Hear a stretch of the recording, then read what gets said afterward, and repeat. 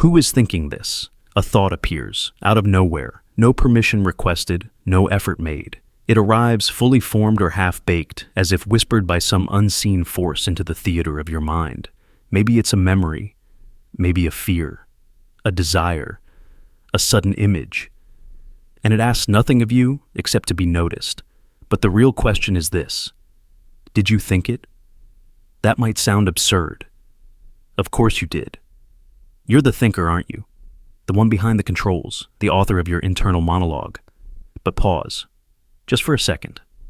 Observe what's happening inside your head right now. Thoughts continue to arise, some in your voice, some not quite. Ideas drift in, uninvited. Distractions crash through.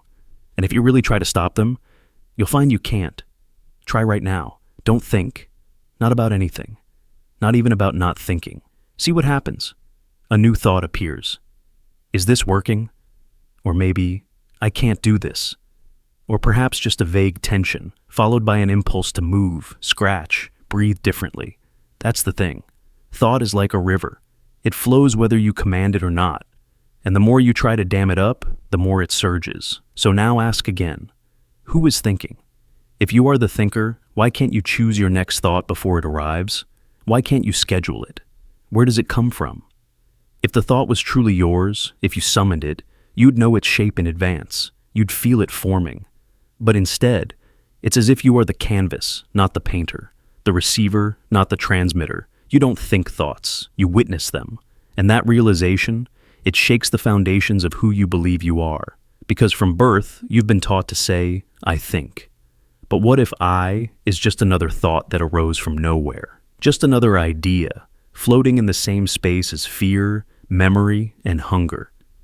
Neuroscience has something to say about this. In experiments, researchers have asked people to perform a simple action, like pressing a button, whenever they choose. And with precise instruments, they measure brain activity. What they've found is chilling. The brain decides to act before you're aware of having made a decision. By the time you feel like you've chosen, the choice was already made. You don't control the thought. You don't even control the sense of control. In meditation traditions across cultures, Buddhism, Vedanta, Taoism, this insight is central. They tell us, the mind is not yours. It's a process, a storm. You are not the clouds, but the sky. You are not the sound, but the silence underneath. Thoughts are like echoes, bouncing around the chamber of awareness, but they don't belong to you. They simply pass through, and yet, they shape everything. Your identity is just a bundle of thoughts you've believed. I am this kind of person. I'm not good at that. They don't like me. Each one a mental whisper, repeated until it calcifies into self, but strip them away. What remains? Try this. Sit alone in a room. Let the mind chatter. Don't resist. Just watch. After some time, you'll begin to notice that the thoughts come and go, but something stays. That stillness. That presence. It's not saying anything. It's not even reacting. But it's there. And it doesn't change. That might be who you really are, not the thinker, but the witnessing space where thoughts happen, not the storm, the sky. Let's go deeper. What happens if you suddenly think of a disturbing image, something violent, embarrassing, unwanted? It came uninvited. Do you judge yourself? Do you think, what kind of person would think that? But you didn't choose it. It appeared, like a bad dream. So, should you feel guilt over a dream? Of course not. This changes everything. Because if you're not the origin of your thoughts, then morality, responsibility, even identity, all shift. It doesn't mean you're powerless. It means you're not what you think you are. In fact, you're not what you think at all, because the ego, the sense of self, is just another story composed of thoughts. It's a bundle of narratives. I am smart. I'm awkward. I always do this. None of them solid. All of them inherited, repeated, absorbed. They arise, they change, and yet something watches them. You. But even the word you points nowhere. It's just another symbol, another thought. So maybe the truth is this. There is only awareness, only this field of experience. Within it, thoughts arise and vanish like ripples. And the mistake, the illusion, is believing those ripples are you. So next time a thought appears, don't grab it. Don't push it away, just ask, who noticed? That question alone can snap the spell. And maybe, for a fleeting moment, the echo stops. And all that's left is the space between. And in that space, there is no fear, no guilt, no story. Only this, only now, and the silent presence that has been here the whole time, waiting, watching, wondering. Who is thinking this? Watching yourself. Watching. A man sits still in a quiet room. No phone, no noise, no movement, just silence. He closes his eyes and pays attention to his thoughts. A moment later, he notices something strange. He's not just thinking. He's watching himself think. And the moment he watches that watcher, something fractures. Something opens. He's no longer inside the thought. He's no longer even the observer of the thought. He's the observer of the observer. And with each layer peeled back, he gets further from any stable sense of self. Like falling into a mirror, only to land in another mirror, and another, until the watcher watching is watching nothing at all, just pure observation, without an owner. Empty awareness. This is the haunting trap of metaconsciousness. Not just being conscious, but being aware that you're conscious, and then aware that you're aware of that awareness. Each layer reflecting back at the last, recursive, infinite, and at some point, the self you thought you were vanishes. It was never solid to begin with. Try it. Look inward. Notice a thought, any thought. Now notice that you noticed it. Who's doing that noticing? And now, notice that you're the one asking who's doing the noticing. Where does that chain end? You might feel like you're digging deeper into yourself, but all you're really doing is scraping away everything that ever felt like you, like peeling back the layers of an onion, only to find that at the center there's nothing. Not a core, just absence, just watching. This phenomenon has been documented in both ancient mysticism and modern neuroscience. In Buddhist Vipassana meditation, this recursive attention is encouraged. You observe your breath, then you observe your reaction to your breath, then your mind's reaction to that reaction, until you begin to see that you are not the thing thinking, nor the thing observing, but just the hollow space in which it all happens. The mind becomes like a house with all the furniture removed, spacious but disturbingly empty. In neuroscience, this recursive loop is known as higher-order thought theory. The idea is simple but disturbing. Consciousness doesn't exist unless the brain is aware of its own states. But what happens when you loop that awareness back on itself endlessly? You get the Mobius strip of selfhood, a loop with only one side, bending forever inward.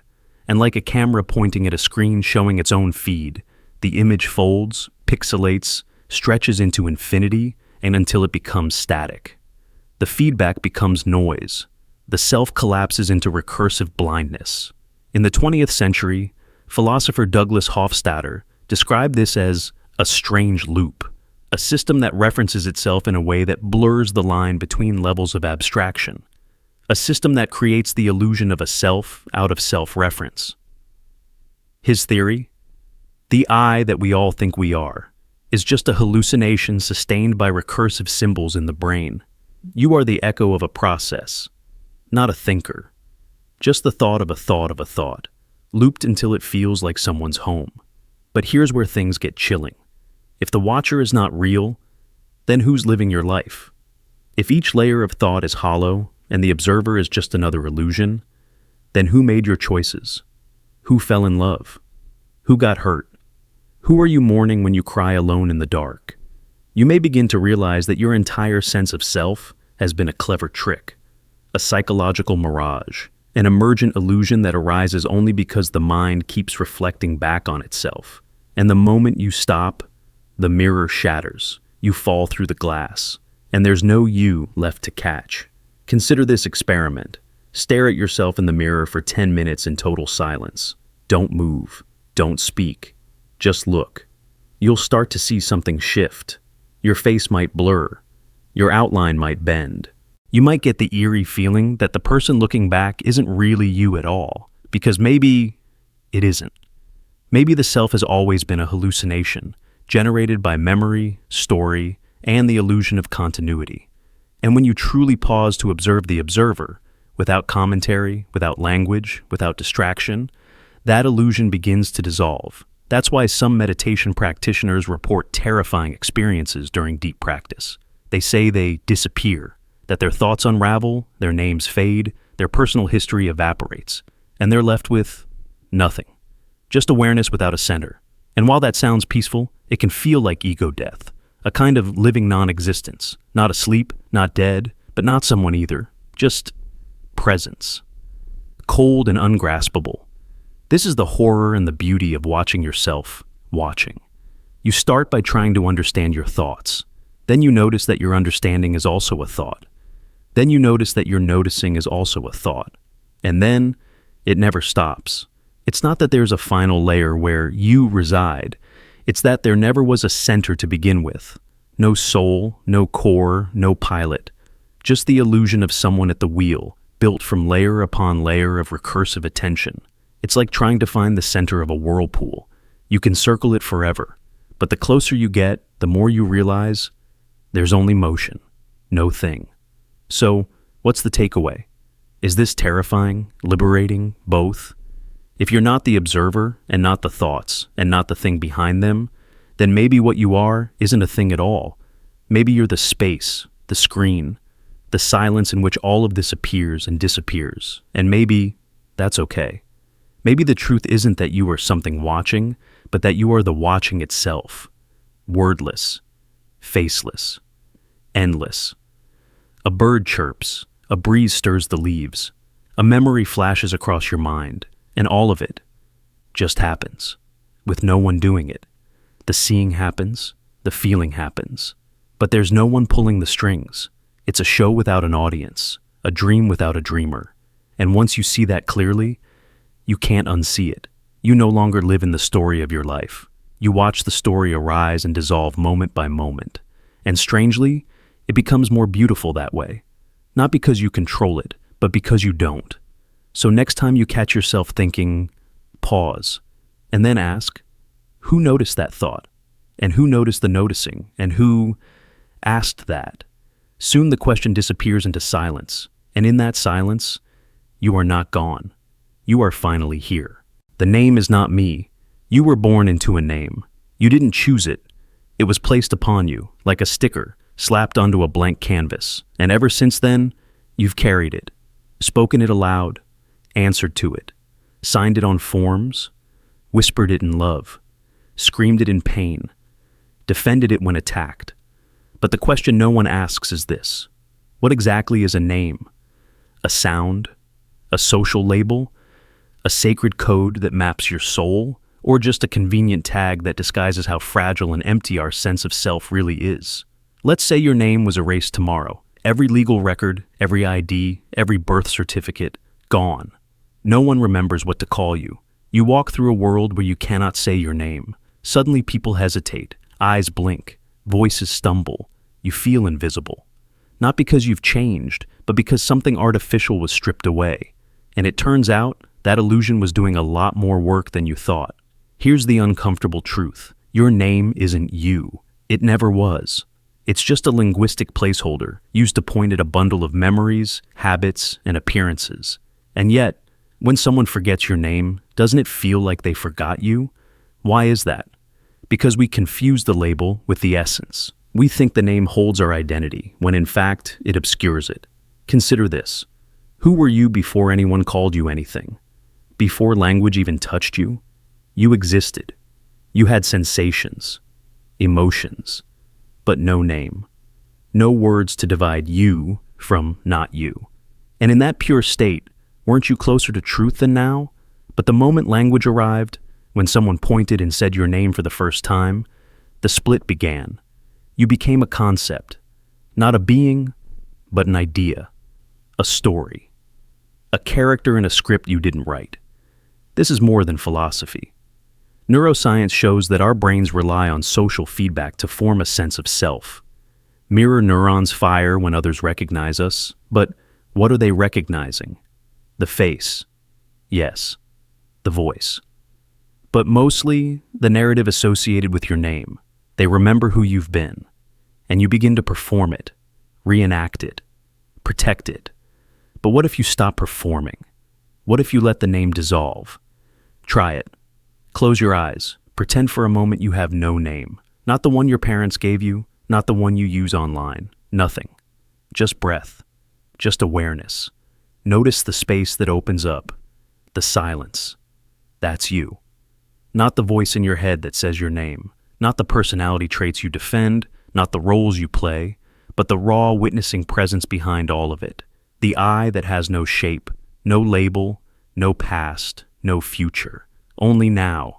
And yet, the ego hates this. It panics without a name, because the name gives it a foothold, a boundary, an illusion of permanence in a world made of chaos and change. We defend the name like it's our soul. We fight for it, bleed for it, even die for it. But what are we defending, really? Think about criminals who change their names to escape their pasts, celebrities who reinvent their names for fame, or people in witness protection who abandon everything to become someone new. Do they become different people? Not quite. The behaviors may change, but the underlying awareness, the self, that watches it all unfold, remains. Even in spiritual traditions, there's a pattern. The moment of awakening often involves losing the attachment to one's name. In Zen, monks are given new names to sever ties with ego.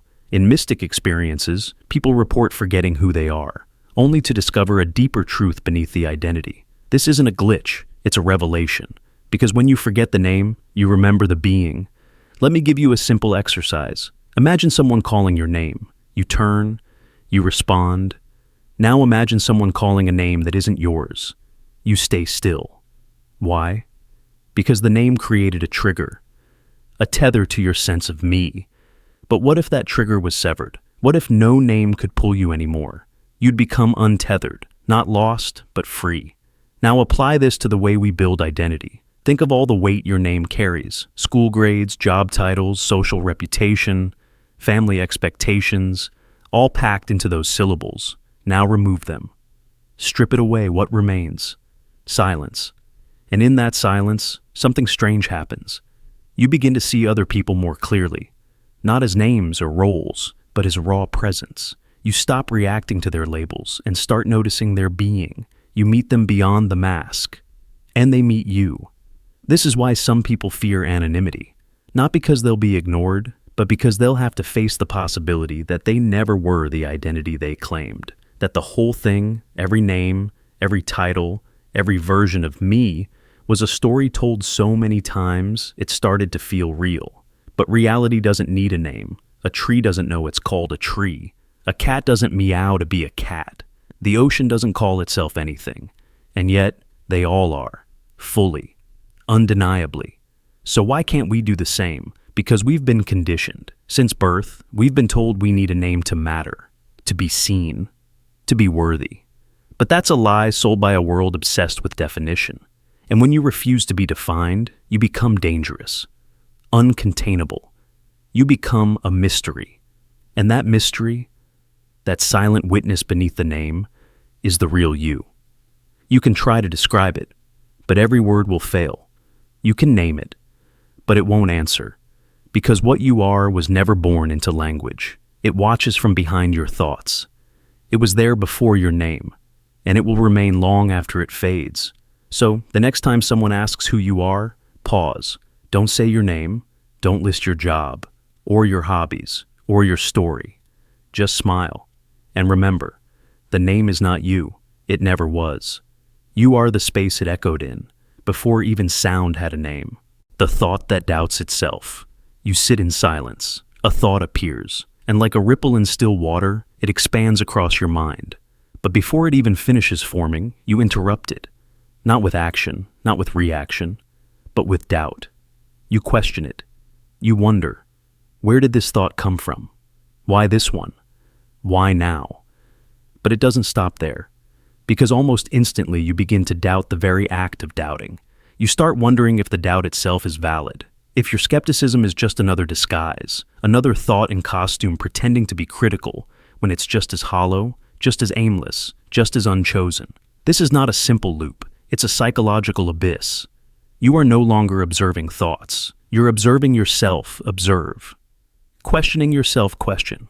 And in that recursion, in that self-referencing spiral, you lose the ability to locate the original anchor. You've started doubting doubt, And that means you've torn through the floor of certainty, only to find that the floor wasn't there to begin with. Let's break this down. Normally, doubt is a safeguard. It protects us from gullibility. You doubt an advertisement because you suspect it's manipulating you. You doubt a compliment because it feels performative. You doubt a belief because it lacks evidence. But what happens when you begin to doubt your own process of doubt? When the filter you rely on to protect your mind becomes the very thing you start distrusting. You reach a level where the entire mental mechanism collapses in on itself.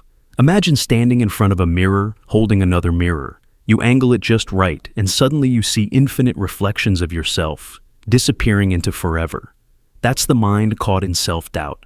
A doubt reflecting a doubt reflecting a doubt, until all that's left is the hollow space between mirrors. No original self. No final answer. Just echoes. This isn't a theoretical curiosity. This happens, often, especially to the overthinkers, the introspective, the obsessive, the anxious. You have a gut feeling, but then you question it, so you analyze it. But then you doubt your analysis, so you double-check. But you wonder if you're just being paranoid, so you back off. Then you wonder if backing off was just avoidance. And so you're back to square one, but worse, because now the square itself feels like a hallucination. It becomes impossible to trust your own evaluation system. You try to reason your way out of it, but even the reasoning feels suspect. How do you validate logic when you're not sure if your sense of logic is broken? How do you find clarity when the tool you use to find clarity is itself corrupted?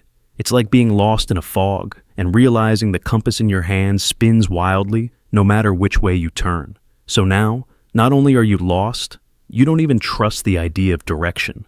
This is where philosophy meets psychological breakdown. The ancient skeptics, like Pyrrho of Elis, believed that because every argument could be countered by an equal and opposite one, the only rational position was suspension of judgment. They called it apake, and it was supposed to bring peace. But that kind of peace requires the ability to stop thinking, to stop digging. And some minds don't stop. Some minds keep going, keep digging, until they have questioned themselves into oblivion. In modern psychology, this loop is called cognitive dissonance collapse, the moment when internal contradictions overload the system. You want to trust your intuition, but you can't. You want to follow logic, but you don't know which premise to believe. You want to feel certain, but you can't trust the feeling of certainty. Take the example of someone with obsessive-compulsive disorder. They lock the door. Then they wonder, did I really lock it? So they check, but then doubt the check. So they check again, but then they doubt the act of checking itself. Soon the checking isn't about the door at all. It's about trying to regain trust in their own perception. They no longer doubt the lock. They doubt the mind that doubts the lock. This spiral, left unchecked, doesn't end in clarity. It ends in exhaustion, in paralysis, in emotional flatness. Because when you've questioned every question, what's left? You start to feel like a ghost haunting your own mind, a whisper inside a whisper, a presence without a center. But here's the most disturbing part. Even this doubt, this bottomless questioning, feels intelligent. It feels rational. After all, isn't critical thinking a virtue? Isn't introspection noble? Isn't self-awareness a mark of maturity? So we get trapped, because we can't tell whether we're unraveling or evolving. You can't tell whether you're becoming deeply wise, or just deeply fractured. Is this the next level of consciousness, or the death of functional identity? You question the meaning of your own questioning, then the origin of that meaning, then the validity of origin itself. And eventually, all roads collapse into a silence so loud it feels like madness. This is not just philosophy. It's a lived experience. It's the dark mirror of the spiritual awakening. You hear stories of monks who meditate for years, only to discover there is no self behind the thoughts. But what if you come to that same realization? Not through peace, but through mental implosion. Not through surrender, but through recursive terror. You look in the mirror of your thoughts and find no thinker. Just an endless chain of reflections. Doubt chasing doubt like a snake eating its tail. You're not thinking anymore. You're orbiting, suspended, looping. At first, you question the world. Then you question your beliefs. Then you question the self that held those beliefs. And now you're left with this, a thought that doubts itself, a mental Mobius strip, a twist with no inside, and no outside. So what's the escape? Some say it's to stop thinking, to embrace the silence, to sit beneath thought and observe without judgment. But that too becomes a paradox, because to try and not think is still a form of thought. The desire to escape the loop is itself the loop. Others say you must trust something, anything. Anchor yourself to sensation, to breathe, to the rhythm of now. Because if you can't trust thought, maybe you can trust touch, or sound, or being.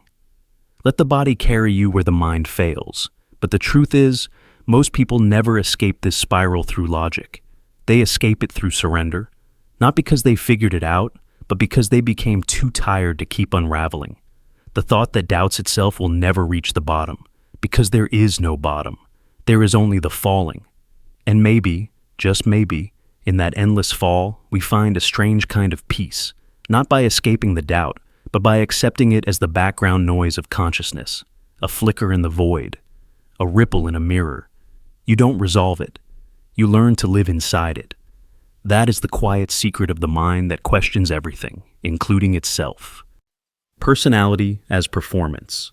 You walk into a room, you adjust your posture, you smile a certain way, you say hello with just the right tilt of your voice, and in that moment, barely noticeable, you've already begun the performance. Maybe you think you're being yourself, but what if you're not? What if everything we call personality is just a series of learned responses, carefully rehearsed masks passed down from imitation after imitation? The truth is unnerving, because once you start observing yourself, really observing, you'll notice something strange. Every phrase you use, every joke you make, every expression of confidence, charm, or even shyness, it all feels borrowed. Fragments from parents, from movies, from childhood approval loops, a gesture that once worked, a phrase that once landed, a tone that once soothed. You collect them. You repeat them. And with time, they harden into something we call you. But are you really there underneath? Or are you just the echo chamber of past influences bouncing off the walls of habit? This isn't a philosophical exaggeration. Cognitive science supports it. Infants imitate facial expressions within hours of birth. Children mimic adult speech long before they understand it. We don't grow into ourselves. We grow into patterns, scripts, social reflexes. A child copies a parent's laughter pattern without knowing why. A teenager mimics a friend's swagger to fit in. An adult borrows lines from movies, memes, motivational speakers. All of this, compiled, rehearsed, refined over time, becomes what we call a personality. But think about what that means. It means that what feels most authentic to you may in fact be the most deeply conditioned. The clever joke you always make at parties, the serious voice you use when talking about your goals, the comforting presence you bring when others cry, all of it might just be rehearsed theater. Not fake, but not free either. You didn't invent it. You inherited it. And now, it plays through you like a script you forgot you memorized. What's terrifying is how convincing it feels. You believe in your own act. You forget it's a performance. But the cracks appear when you change context. Watch someone switch languages and their personality shifts. A second tongue unlocks a second mask. More polite, more emotional, more aggressive. Was one of them you or neither? Or watch someone relocate countries. The local customs absorb them like a sponge. Even their sense of humor morphs. Or pay attention to how people behave differently around authority, how their tone, body language, and beliefs subtly shift depending on who's watching. And then ask, if the self changes depending on the audience, then who was the original? You might say, well, performance doesn't mean it's inauthentic. Maybe the performance is the real me. But here's the haunting part. If you strip away every copied behavior, every social reflex, every learned belief, what's left? Is there a core self beneath the performance, or just the silence of something that was never there to begin with? We say, just be yourself. But what if yourself is the most sophisticated illusion of all? This idea isn't new. Sociologist Irving Goffman famously said, "We're all actors on a stage. Our everyday life is theater. The front stage is where we curate our image. Job interviews, dinner parties, Instagram. The backstage is where we think we're alone. But even then, we rehearse, tweak, fantasize about future scenes. There's no dressing room where the actor removes the mask. Because the mask is fused to the face. Even our emotions are conditioned. Think about how you cry. When? Where? How loudly? You may think tears are raw and real, but even grief wears a costume. Cultures cry differently. Some mourn with loud wailing, others with silent retreat. The emotion is shaped, not just felt. So, if your sadness can be rehearsed, what about your joy? Your ambition? Your values? This is the abyss. You stare into it and realize, maybe you've never made an original move in your entire life. But before that thought crushes you, let's look deeper. Consider this. Maybe the problem isn't that personality is a performance. Maybe the problem is thinking that performance isn't real. After all, dancers rehearse, musicians rehearse. But does that make their expression fake? No. It means it took time to become fluent. Maybe the self works the same way. Maybe the performance is the path to authenticity. Not something to tear down, but something to refine, to shape consciously rather than blindly inherit.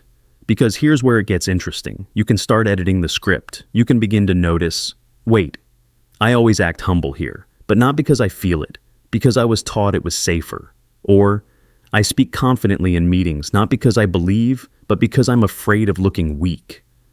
These moments are golden. You catch the strings, and once you see the puppet strings, you're no longer just the puppet. You become the puppeteer. You begin to ask, which performances serve me? Which ones trap me? And then you can start rewriting them, deliberately, authentically. You can discard the lines that shrink you. You can replace them with choices, not reactions, not echoes, but decisions. Still, there will always be a stage. You will always be watched by others, by yourself, by your internalized expectations. But the difference is this. Instead of performing blindly, you perform with awareness, with presence. You become the director of the show. And maybe, just maybe, that's where the real self begins. Not behind the curtain, but in the choice to step on stage fully conscious. Because the truth is, the self isn't something buried under the performance. The self is the performance, the living, breathing, ever-changing story you tell through your voice, your choices, your gestures. And that story can be rewritten, not to become fake, but to become free. So the next time you catch yourself saying, "This is just who I am," stop. Listen. Feel the echo. Ask, who taught you to be that way? When did that line enter your mouth? Whose approval are you still chasing? And then ask, who could you become if you stop performing for them? Because once you ask that, the script cracks, the stage flickers, and for the first time, you might not act. You might simply be, even if it's only for a moment. But sometimes, a moment is enough to change everything. Past memory isn't yours. A memory appears, a school hallway, a red lunchbox, laughter echoing off the walls. You can feel it. Real, vivid, almost sacred. It feels like proof that you lived, that you were there. But what if I told you that memory is lying? Not just distorting, not just exaggerating, but fabricating.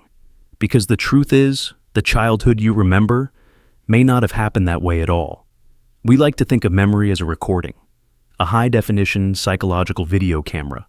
But science tells us it's more like a movie, edited, remixed, reshot. Every time you recall a memory, you're not playing a file, you're rewriting it, literally. The brain retrieves the memory and stores it again, slightly altered. Over time, that process compounds. What's worse? It doesn't even start as a perfect copy. Memory is born flawed. Your attention is selective, your perceptions filtered through fear, desire, bias, emotion. The result? You don't remember the event. You remember your interpretation of the event. Let's say you remember a birthday, the cake, the music, a sibling crying in the corner. You feel bad about that. It shapes your self-image. I was always selfish. But what if they were crying for another reason entirely? What if the memory you've carried all your life is stitched together from half-truths and emotional guesses? What if the real moment was gentler or crueler? Think of memories like paintings, and your mind? It's the artist. Each time you revisit the canvas, you add a new brushstroke. Maybe the color deepens, maybe something fades, maybe you accidentally paint over what was really there. Now imagine doing this for decades. How much of your past is still yours? Neurologists have shown how terrifyingly fragile memory is. In experiments, scientists have implanted completely false memories in people, convincing them they met Bugs Bunny at Disneyland or were lost in a mall as a child. These people didn't just believe it, they felt it. They described the emotion, the setting, the weather. The memory wasn't real, but it felt real. And that's what matters. Your mind can't tell the difference between a real memory and a well-imagined one. The neural activity is nearly identical. So ask yourself, if something feels like your past, even if it never happened, how do you know who you are? And here's the darker truth. Trauma can make this worse.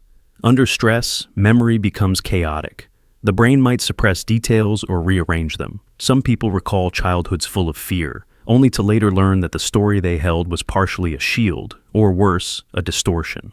Others block out entire years. Others fabricate heroes or villains, all without knowing. So when you say, "This is who I am because of what happened to me," what if the what happened was never quite real? In psychology, they call it confabulation, a mind filling in the blanks. We all do it, constantly. Not just about the distant past, but yesterday, this morning, 10 minutes ago. You construct identity based on memory, but that identity is stitched together by a narrator you can't even see. So now the question becomes, if memory is a movie, who's writing the script? Is it your conscious self, your ego, or something deeper, murkier, your fear, your need for belonging, your cultural programming? Your past may feel like a treasure chest, but open it and you might find sand, or shadows, or someone else's voice. Because we inherit memories too, not directly, but through stories told to us, through family myths, old photos, or even tone of voice. Your memories of being a shy child might come from an uncle's offhand comment, not your lived experience. Even our earliest childhood moments, what we call core memories, are suspect. No one remembers being born. Most people remember almost nothing from before age 3. Yet, we carry emotions from that time. The body remembers. The nervous system reacts. But the story, the narrative, that was built later. So, who are you without your memories? You might think that's a terrifying question, but maybe it's liberating. Because if memory isn't fixed, then neither are you. You are not the story you tell. You are not the old pain. You are not the character your childhood cast you as. Those were just chapters, sketches, rehearsals.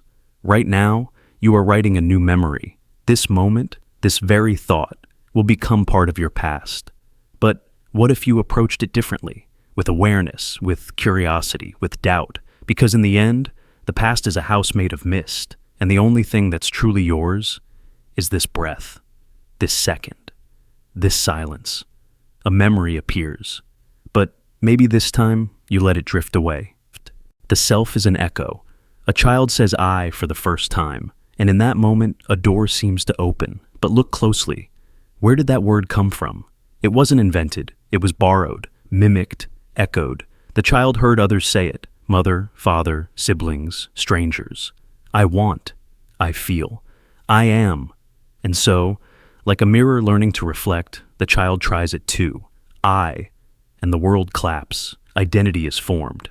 But what if that moment isn't the beginning of a self, but the beginning of a very convincing illusion? What if you're not a person who echoes? What if you are the echo? From the very start, everything that feels like you was already in the air. Your language, your thoughts, your values, they came before you did. The accent in your voice is geographic. Your beliefs trace back to family. Your fears were whispered to you. Even your dreams wear someone else's fingerprints. When you say, "I think," who taught you how to think? When you say, "I believe," where did that belief first enter the system? You inherited more than just a body. You inherited a script, and it plays itself out, over and over again. You may think you're spontaneous, original, authentic, but most of what feels like you is a loop. You defend opinions that were seeded by media. You love things you were trained to value. You fear things you were shown to fear. Even your defiance, your rebellion, often follows patterns passed down by someone else who rebelled first. And when you hear your own voice, when you hear that word, it may not be your voice at all. It may be a sound echoing through generations, shaped to resemble a self. This isn't metaphor, it's psychology. Carl Jung said the unconscious is not individual, it's collective. Every time you think you're being uniquely yourself, 1,000 ancestral fragments speak through you. When you're sad for no reason, maybe it's a memory not your own. When you long for something you can't name, maybe it's a yearning passed down like an unfinished sentence. The self is a haunted house, full of furniture you didn't buy, full of rooms you didn't build. But you walk through it every day, calling it home. And what does neuroscience say? It says the self is not a solid object, but a narrative function, a tool the brain uses to organize experience. But like any good story, it doesn't have to be true to feel real. Split-brain patients, those with severed hemispheres, have revealed something terrifying. One half of the brain can do something, and the other half will invent a completely false reason for why it did it. And the self just goes along with it. That's not autonomy. That's storytelling. The I is a post hoc narrator, scrambling to keep the illusion alive. You are a ripple in a pool of influences, a wave that thinks it's the ocean. And yet, you feel real. You feel unique. You remember your pain. You remember your hopes. You have private thoughts. So, how can this be just an echo? Because echoes are not nothing. They exist. They carry shape and tone and meaning, but they don't originate. They reflect, and they decay. Sit in silence and listen. No phone, no music, no people. Just listen. You might hear your own mind speak, but whose voice is it? Is it your teacher's, your mother's, a line from a movie, a critic you never met? The voices repeat. They evaluate. They compare.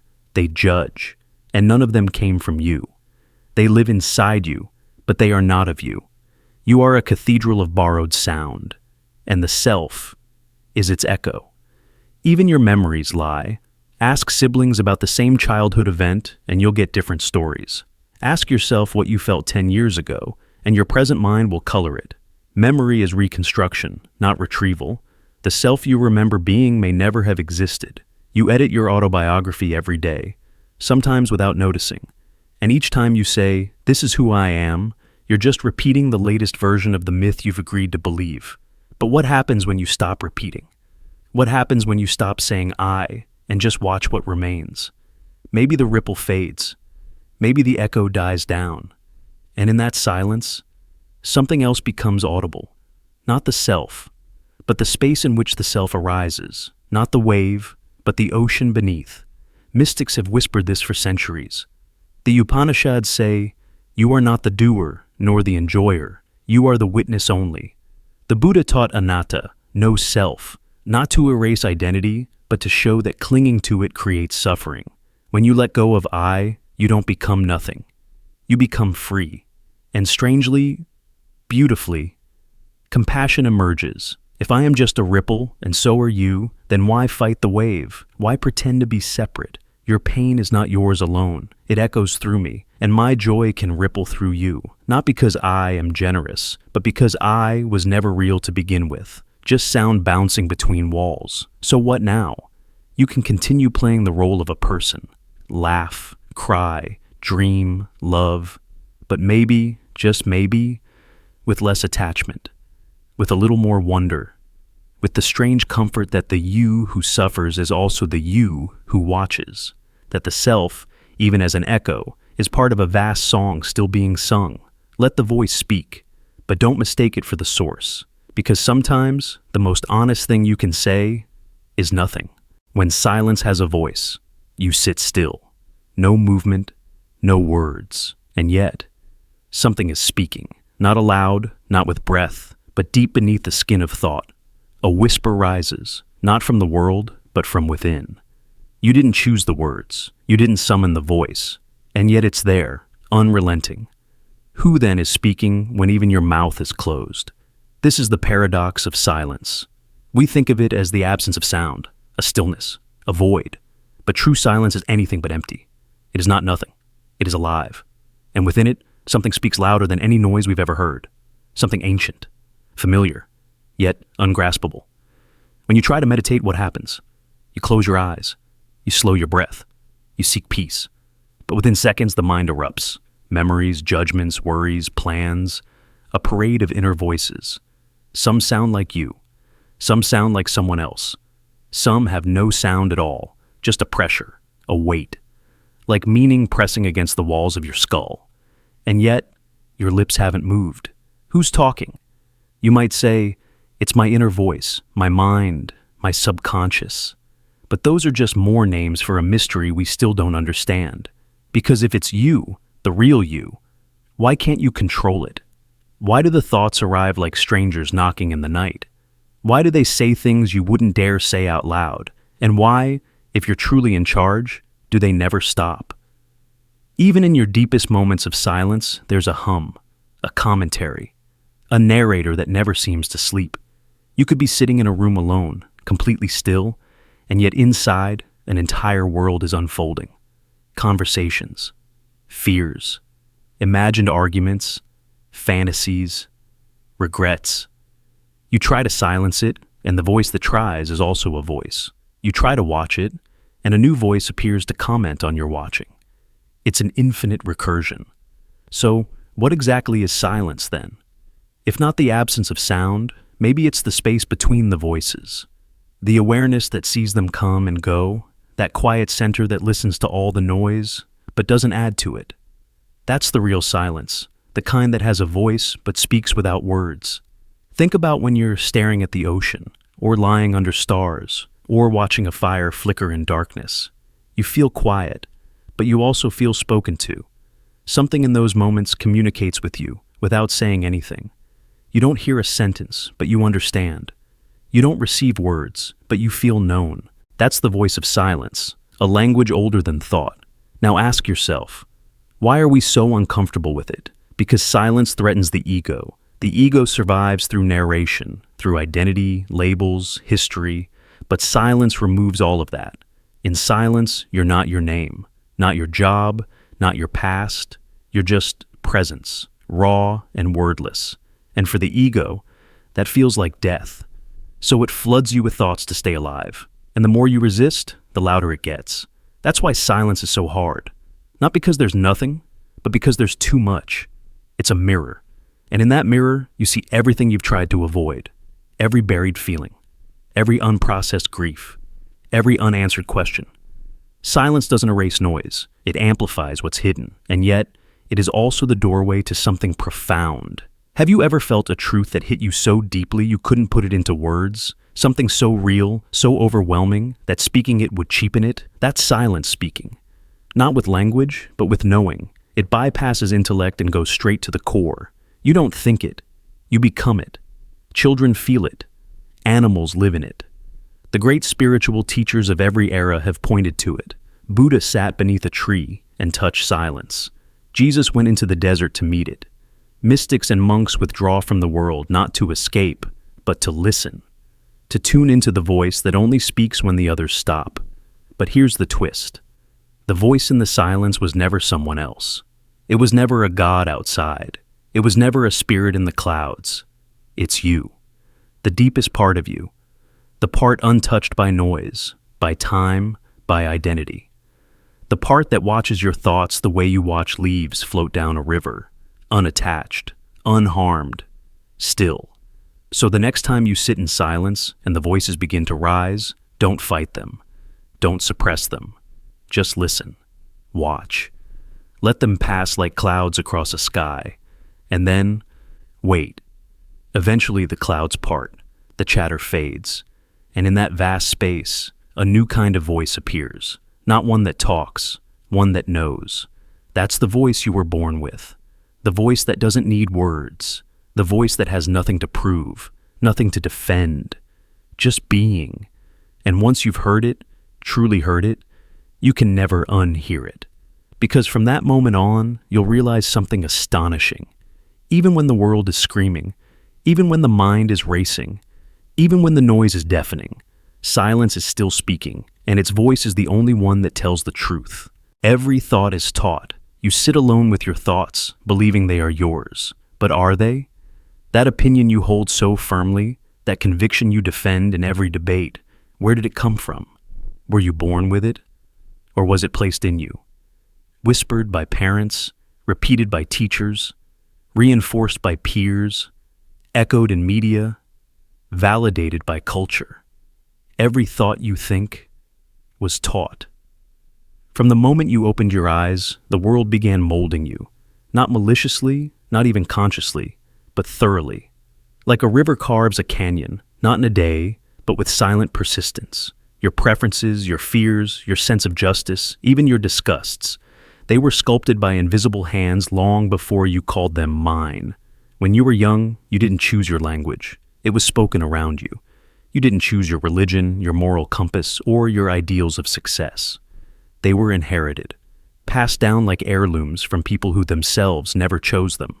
You were shaped inside a narrative you didn't write, but now perform daily, believing it's your own. You might say, "But I changed my mind. I rejected what I was told." Yes. But even that rebellion, who inspired it? Which author cracked open your worldview? Which painful experience challenged your certainty? Which alternative path did you stumble upon, not invent? Even your doubts were taught by contrast. This realization is not comfortable, because we crave the illusion of autonomy. The idea that we think, we decide, we choose. But how free is a choice if the menu was written for you? How original is a thought if the ingredients came from someone else's kitchen? Imagine this. You believe in hard work. But where did that belief begin? Maybe your family struggled. Maybe you heard stories of triumph through grit. Maybe you saw lazy people mocked in school. So now you grind. You hustle. You burn yourself out. And you feel proud. But you never question the premise. Is constant effort always noble? Or was that belief installed to make you a more obedient cog in a productivity machine? Or maybe you value kindness, a beautiful ideal, but how did you define it? Were you praised for being quiet, agreeable, non-confrontational? Were you told that good people sacrifice for others even when it hurts? And so, now you can't say no. You let people take advantage. You call it compassion. But is it really just programming? Even your sense of identity, male, female, strong, weak, smart, stupid, spiritual, logical, it's all a reflection of the lenses others handed to you. Lenses you didn't know you could take off. So, what happens when you realize that your mind is a museum of borrowed beliefs? That most of your opinions were not discovered, but delivered? A kind of existential vertigo sets in. You feel hollow, as if there's no you beneath the programming. Just a shape sculpted by culture, education, trauma, and repetition. A shadow of echoes. But here's the twist.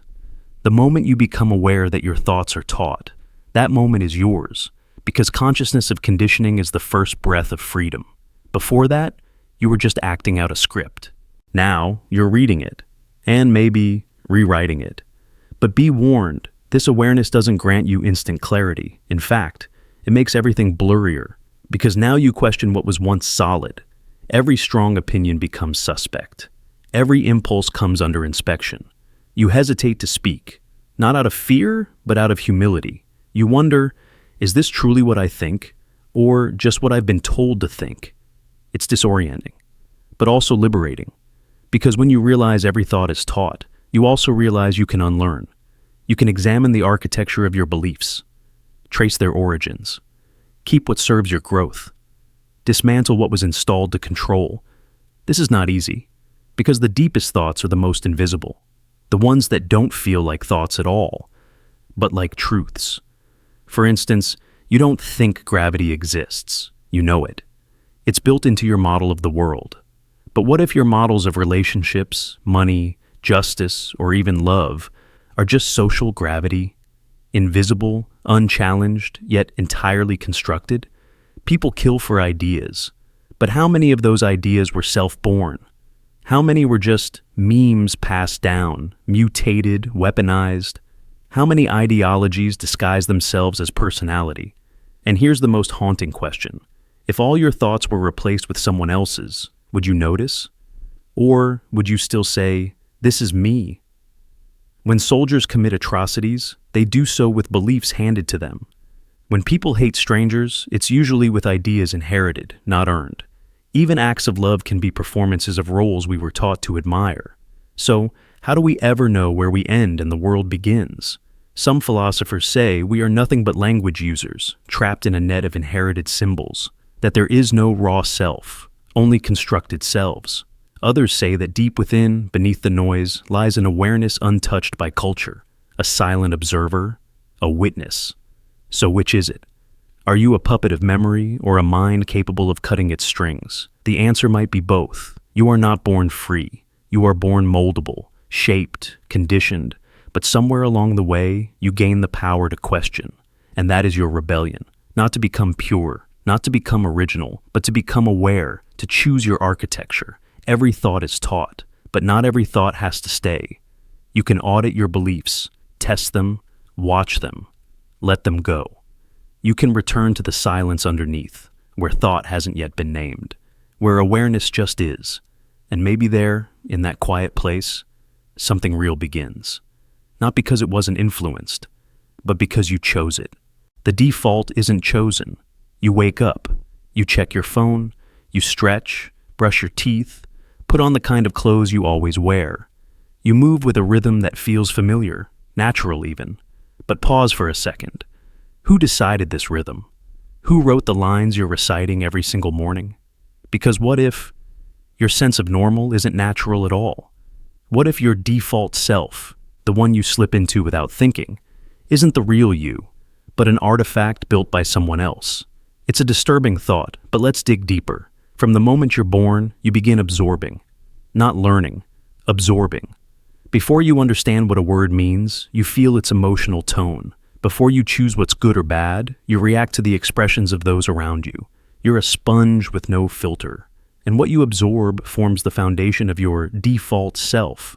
It's not a self you chose, it's a self you inherited. Your culture hands you a script. Your family shapes your reflexes. Your society sets the borders of what feels possible, acceptable, even real. And because all of this was installed before you were conscious enough to question it, it feels true. But is it? You were told what foods to like, what emotions to suppress, what ambitions to prioritize. You were trained to find certain things funny, certain jobs respectable, certain people dangerous. You were taught how loud to speak, how to sit, when to smile. And somewhere along the way, you mistook all this programming for personality. But personality isn't born, it's built. And more often than not, it's built by others, for their comfort, not yours. Look at the language you speak. It feels like the air you breathe, automatic. But the language you were raised in shapes how you think. Studies show that some languages have no word for future tense, and their speakers save more money.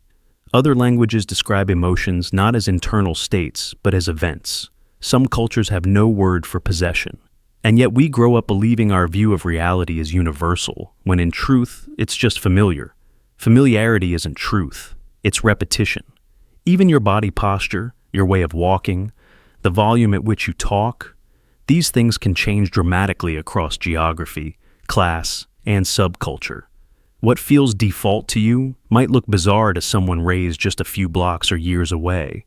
You didn't invent your normal. You rehearsed it into place.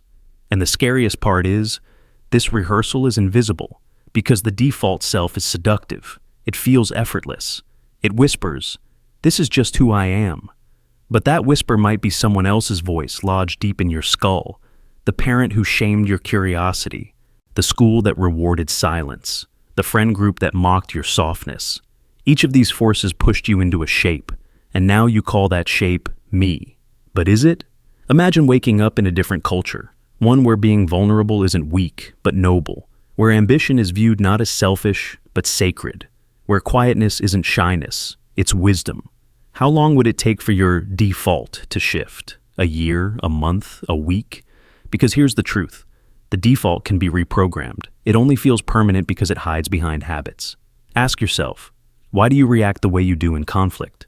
Who taught you that walking away was strength, or that staying and arguing was? Why do you feel embarrassed when you dance, or proud when you multitask, or lazy when you rest? None of these reactions came from a vacuum. They were installed. And most of us never question the install, because questioning it means destabilizing the very foundation of our identity. It means realizing that maybe we've been sleepwalking through a life designed by other people's expectations. It means we might not actually know who we are, only who we've been trained to be. But this is also where freedom begins. Because if the default isn't chosen, it can be unchosen. You can interrupt the autopilot. You can pause before reacting. You can ask, is this belief mine? You can examine every reflex, every emotional twitch, every opinion you never realized you inherited. You can dismantle the scaffolding and rebuild, slowly, consciously, painfully. It's not easy. Default mode feels safe. It's fast. It's efficient. But efficiency without awareness is just elegant submission. A beautiful prison. A smooth, glossy cage you forget you're inside of. And many people spend their whole lives in it. Not because they want to, but because they never realized there was an exit. Because stepping out of the default means sitting in discomfort. It means tolerating silence where there used to be scripts. It means fumbling to express yourself without the old armor. And yes, it means being seen. Not the version of you that pleases others, but the trembling, raw, uncertain self who's still finding their voice. But that voice is yours. And maybe it was buried under decades of noise. Maybe it was drowned out by the machine of conditioning. But it never vanished. It was just waiting for you to notice that the default isn't destiny. Because you're not a fixed character in someone else's story. You're the author, but only if you choose to be. No memory of arrival. You don't remember arriving. There was no welcome, no announcement, no conscious moment of entry. Just a strange fact, discovered far too late. You are here. A presence, already mid-sentence in the story. Already thinking. Already responding. But pause and ask yourself, when did it begin? You didn't choose to exist. You didn't even choose to become aware of existence. One day, perhaps in early childhood, you simply noticed that you were something. Noticed your name. Noticed others calling you you. But go back. Try to remember your first moment of being conscious, not of a toy or a room or a parent's face, but of you, not as a body, not as a child, but as a knower of the world. You can't, because that memory doesn't exist. There is no beginning to your awareness, no origin that you can access, just a foggy past. A timeline that begins in the middle of a sentence. You are like a character who wakes up mid-book, already on page 47, with no idea who started the story or where the first words came from. You're simply aware, and strangely pretending that you were always here. Think about it. You don't remember learning to think. You don't recall choosing language. You just use it. You don't remember your first desire. You just wanted. The idea of you wasn't constructed by you. It was given to you. By your family, your culture, your language, and your body. And yet, you carry it like a signature you forged under hypnosis. So now, what is the I that claims this life? Is it your body? That changes every year. Every 7 years, nearly all of your cells have been replaced. Is it your personality? That too shifts with time, trauma, joy, and loss. Is it your memories? As we've seen, they are fragile, rewritten, and incomplete. So if your body isn't stable, and your mind isn't consistent, and your memory is full of holes, what's left? Only the presence. That silent awareness that watches thoughts pass, that sees from behind the eyes but cannot itself be seen. That voice inside your head is not the one speaking. It's the one listening. The one noticing the voice, even questioning it. That's the real mystery. The still watcher beneath the noise. But even that, where did it come from? It's like you were thrown into a play with no audition, a role, a costume, a script, all assigned without consent. But you don't question it. You perform. You believe. You say, this is who I am, without ever asking who decided. And here's the strange part. Everyone else is doing the same, all pretending they arrived with intention, all constructing a narrative of continuous selfhood, despite having no recollection of its start. We all carry this illusion, that our identity began cleanly, that there was a line where nothing became me, but the truth is messier, more alien. You emerge like a ripple in a pond. No single drop can claim the wave. So too with you. No single thought, event, or memory created this sense of self. It arose, slowly, uncontrollably. And now it clings to the idea that it was always here, But look closely. That's just another thought. Another whisper saying, I've always been me. But who's hearing that whisper? If you never chose to be here, are you truly you? Some philosophers call this the hard problem of consciousness. How does physical matter, neurons, blood, bone, produce the feeling of being someone? Not just thinking, not just reacting, but being. A first-person perspective, a self. And the most chilling part? Science can't explain it. There is no agreed-upon theory. Just metaphors, conjectures, mysteries. So maybe, and you're not something that became. Maybe you're a process, a happening, a temporary window of experience pretending to be permanent, pretending to be solid, pretending to be separate. But when you strip away the layers, the thoughts, the name, the beliefs, the history, what's left? Just awareness. Silent, vast, empty, and yet full of sensation. No edges, no arrival, just this. And maybe that's the truth we've been avoiding, that we are not beings on a journey. We are the moment itself, unfolding. We are not travelers who arrived. We are the space through which arrival appears. So when you ask, why don't I remember becoming me? Maybe the answer is, because there was never a you to begin with. Just a dance of light, a flare of consciousness, pretending to be a person, pretending to be someone, pretending it remembers how this all began. The container can't be opened. A thought arises. You try to examine it, turn it over, trace its edge, see where it came from. But the moment you do, something becomes clear. The thought came from the very thing that's trying to examine it. Your brain, your mind, whatever you want to call it. And here lies the problem. Maybe the deepest problem you'll ever face. The thinker is trying to study itself. The container is trying to open from the inside. And no matter how hard it tries, it never quite gets out. You're trapped inside the thing you are. This is not a metaphor. This is your actual condition. Everything you've ever experienced, every color, sound, memory, dream, decision, has happened inside your mind. But the mind itself, you've never touched it. You've never seen it. You can't even point to it without using itself to do so. It's like a flashlight trying to shine on its own bulb. It lights everything else, but remains blind to itself. Try to imagine what your own brain looks like from the inside, not an image from textbooks, not an MRI scan, but what it feels like to be a brain thinking about itself. And you'll realize you're stuck. You are a prisoner inside the architecture that built the prison.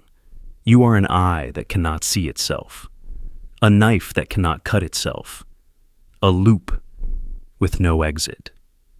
Philosopher Thomas Metzinger called this the transparent self-model. Your brain doesn't show you the processes, only the results. You don't feel the neurons firing. You just feel like you. But that feeling is a simulation, a shortcut, a user interface. And every time you try to look behind the interface, you're still using the interface. You're still trapped in the container. This is why self-reflection never fully works. You meditate, journal, go to therapy, and think you're making progress. And sometimes you are. But every thought you have about yourself, every insight, every realization, is still made of the same stuff it's trying to dissect. You're rearranging the walls of the prison, not escaping it. This trap shows up everywhere. In language, try to define the word definition without using more definitions. In logic, try to prove the rules of logic without using logic. In perception, try to experience your own eyes directly without a mirror. In consciousness, try to know the knower. And every time you hit the same invisible wall, you are the system studying the system, and that recursion creates illusion. This is the core of the ancient philosophical problem of self-reference. And it's not just abstract, it's structurally impossible. Gödel's incompleteness. Theorems prove that in any consistent logical system, there are truths that the system itself cannot prove. If the system tries to contain everything, it eventually breaks. In the same way, your mind, no matter how sharp, can never fully grasp itself from the inside. It would be like a book trying to read itself without a reader, or a hard drive trying to open its own casing while still running. Even when neuroscientists open the brain and study it neuron by neuron, they're not escaping the trap, because it's still a brain, studying a brain. The scientist's thoughts are emerging from the very matter they're trying to explain. There is no outside viewpoint, and that's the haunting part. There may not be a you outside of this loop. The idea of a pure observer, a soul, a separate self, might just be the final illusion created by a brain trying desperately to understand its own origin, like a dream character suddenly becoming lucid and wondering if it's real. You are the thing you are trying to escape. You are the limit you're trying to surpass. And even that realization is coming from within the system. It's a self-diagnosis written by the illness itself. So, what do you do with this? Most people never notice. The trap is invisible because it's all we've ever known. But once you glimpse it, something shifts. Not in a way that sets you free, but in a way that humbles you, softens you, makes you quiet. You realize that no matter how much you learn, how far you stretch, how deeply you analyze, you'll never get outside of yourself. Because the container cannot be opened. Not from the inside. It can only be seen for what it is. A paradox that lives you. Some mystics say the only escape is surrender. That trying to open the container is the problem itself. That peace only comes when you stop struggling to solve the unanswerable, when you stop trying to hold yourself in your own hands, and instead, let go. But even that, yes, even that, is still the mind talking to itself. So don't look for freedom. Look for honesty. Don't seek answers. Seek stillness. And remember, the echo you're chasing is coming from your own walls. The mirror isn't returning. You stand before the mirror. You see a face. You recognize the eyes. Maybe the mouth twitches in a way you expect. But look closer. Does it ever look back? Or does it only mimic? Is it a companion, or just a repetition? A perfect echo with no soul behind the glass. Who told you that reflection was you? Most people never question the mirror. They see it as confirmation, proof of identity. But the truth is far more disturbing. That surface you trust so easily is a lie, a performance, a mask trained to move when you move. Not because it understands you, but because it can't help it. It doesn't watch. It doesn't think. It doesn't care. It doesn't return anything. It merely reacts. And yet, your entire visual understanding of yourself, your self-image, your identity, your grooming, your expressions, is built on that mechanical repetition. You've stared into glass for so long, you've begun to believe the echo. But an echo isn't a self. It's just what bounces back. Now pause. Imagine you're in front of a mirror, but this time, it doesn't follow. You raise your hand, and it doesn't move. You blink, and it stares. Suddenly panic sets in. Because you realize what the mirror was doing wasn't recognizing you. It was just copying. And now that it's stopped, something feels wrong. You feel invisible. The truth is this: we don't really see ourselves. We only see a feedback loop, a reversed image, a filtered puppet. And from that false reflection, we build our confidence, our shame, our persona. We comb our hair to make the mirror happy. We apply makeup, style clothes, force smiles, not because we know who we are, but because we want the mirror to approve. But it never does. Not really. It can't. Because it's not you looking back. It's a flattened version of what others see, a flipped simulation. Even your most intimate understanding of your own face, your so-called familiarity, is built through distortions. Your left is its right. Your asymmetries are reversed. The person you think you know, you've never actually met them. Only others have. You've only met the mirror version. A ghost. Ask yourself, if no mirror had ever existed, if you had never seen your face in glass or metal or photographs, who would you think you were? Would your identity collapse, or would something deeper rise to the surface? This is not a hypothetical. There are people, children born blind, remote tribes untouched by mirrors, who build their identity entirely on feeling, on connection, on sensation, not on appearance, and their sense of self is no less real. In some ways, it's more real. It's rooted in presence, not projection. Because mirrors don't reveal truth. They only reflect shape. They don't return the soul. They can't. And yet, you return to them every day. Not to see, but to reassure. You check if your hair is right, if your expression matches your mood, if your body still holds the shape you believe is you. But deep down, there's fear. What if it changes? What if it betrays you? What if one day the mirror shows someone you don't recognize? That fear is justified, because identity, like reflection, is fragile. Look at how easily we edit ourselves for a camera. One angle makes us proud, another makes us spiral. A bad photo can ruin a good day. Why? Because we believe in the image more than the presence. The photo becomes the authority. The mirror becomes the judge. And the actual self, the quiet awareness beneath the skin, is forgotten. But what if that's the only part of you that's real? What if the mirror was always wrong? Think of dreams. You often appear in them, but never quite like your waking self. Sometimes you look completely different. Sometimes you're disembodied. Sometimes you're not even there, just a perspective floating through scenes, and yet you always say, "That was me." Why? Because in the dream, identity isn't tied to image. It's tied to awareness, to presence. And that presence doesn't need mirrors to know it's alive. Now ask, which version is more true? The one obsessed with glass, or the one that moves through worlds without form? There's an old Zen koan. Show me your original face before your mother and father were born. The point isn't to confuse. It's to shatter the illusion that your face, your reflection, your body is your true self. It's not. It never was. Those things change, age, break, disappear. But what looks through your eyes remains. You can't reflect that. You can only be it. And maybe that's why the mirror feels so haunting if you stare too long. Because somewhere in your gut, that thing behind the glass isn't really you. It's an artifact, a placeholder. It doesn't laugh. It doesn't think. It doesn't look into you. It only copies. So the next time you look in the mirror, don't just fix your hair. Don't just pose. Don't just check your outfit. Instead, stare. Not at the reflection, but into the absence behind it. Notice how it never returns, how it never initiates, how it never meets your gaze with real presence. And then remember, you are not what repeats. You are the one watching the repetition, and the mirror was never meant to speak. You've said this before. You speak a phrase, and it lands strangely. Not because it's unfamiliar, but because it's too familiar. It hits your ears like an echo from somewhere just outside of memory. You pause, you frown. Something about it feels aged, worn, like you've said it before in a context you can't access, a déjà vu of language, a glitch in the texture of time. And suddenly a terrifying question whispers through the back of your mind. How many times have I said this before?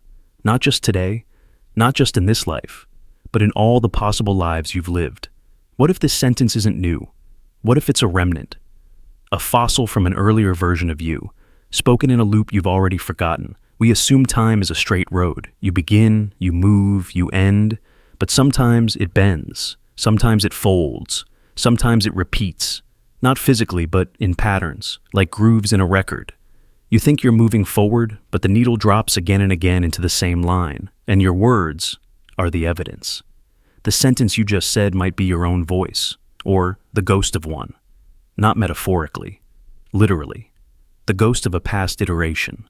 The you who walked this moment already, who responded the same way, who lived, doubted, and vanished 1,000 times. This isn't just poetic speculation. In the realm of quantum possibility, every moment splits into infinite outcomes. Every action you take becomes a branch. Every decision, a divergence.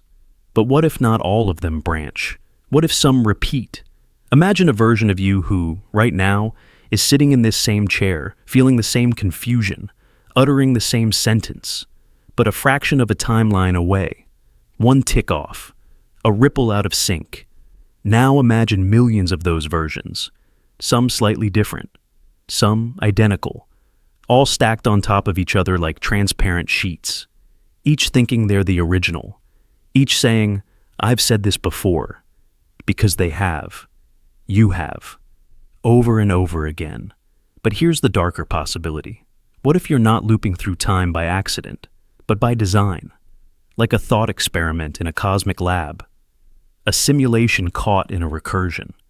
Every time you reach a certain realization, the loop resets. You wake up, forget, and begin again. Saying the same things, asking the same questions, believing you're discovering something new, when in reality, you're just remembering it from a version of yourself that no longer exists. You say, "I've changed," but have you? Or is this the 10th time you've come to that same conclusion? You say, "This time it's different," but is it? Or are you simply repeating the words that ended the last loop? In mythology, Sisyphus rolls a boulder uphill only for it to fall back again, eternally. That's his punishment. But your punishment might be memory loss. You climb the mountain of self-awareness, you reach a peak, and then you forget. You start over, unaware, doomed not by effort but by repetition disguised as novelty. And in those moments, those eerie, quiet moments, when a phrase feels recycled, when you say something and feel a subtle tremor in your reality, that might be the crack in the cycle, a fragment from your past self bleeding through, a fracture in the timeline, a message from the version of you that came before. So, what was that phrase? Maybe it was, "I'm tired of this," or "This can't be all there is," or "I feel like I'm meant for something else." Why do those lines feel so ancient, so rehearsed? Because maybe they are. Maybe you've whispered them in every cycle, in every run, hoping, praying that one day they'll break the script. But here's the truth. Most versions of you never escape. Most loops end where they began, in silence, in forgetfulness, in a sigh that sounds new but isn't. Still, not all is lost, because you're noticing now. You're feeling the friction between your current self and your forgotten ones. You're watching the grooves, tracing the pattern. That's awareness. And awareness is the first step out. Maybe this is the loop where something changes. Not everything. Just one thing. Maybe this is the version of you who won't just say the line, but question why it's so familiar. Maybe you're the version who will stop mid-sentence, stare into the void and ask, "Who said that first? And why did they vanish?" Maybe the phrase is not a prison, but a clue, a breadcrumb left by the last you who tried to escape. Because language is memory's echo, and every word you speak carries the shadow of every time you've ever spoken it before, whether you remember or not. So when it happens again, and it will, when that next phrase makes your soul twitch with recognition, don't run from it. Pause. Listen. Ask yourself, have I been here before? Because you have. But maybe this time, you'll leave a different sentence behind. One that doesn't repeat. One that creates a new groove. And when you say it, something will feel truly different. Not because you haven't said it before, but because this time, you meant it. The desire you didn't choose. You want things. That's the simplest truth about you. You desire, you reach, you long. Sometimes it's obvious, a person, a car, a goal. Sometimes it's subtle, respect, belonging, escape. But whatever form it takes, desire runs your life. It makes your choices. It decides your path.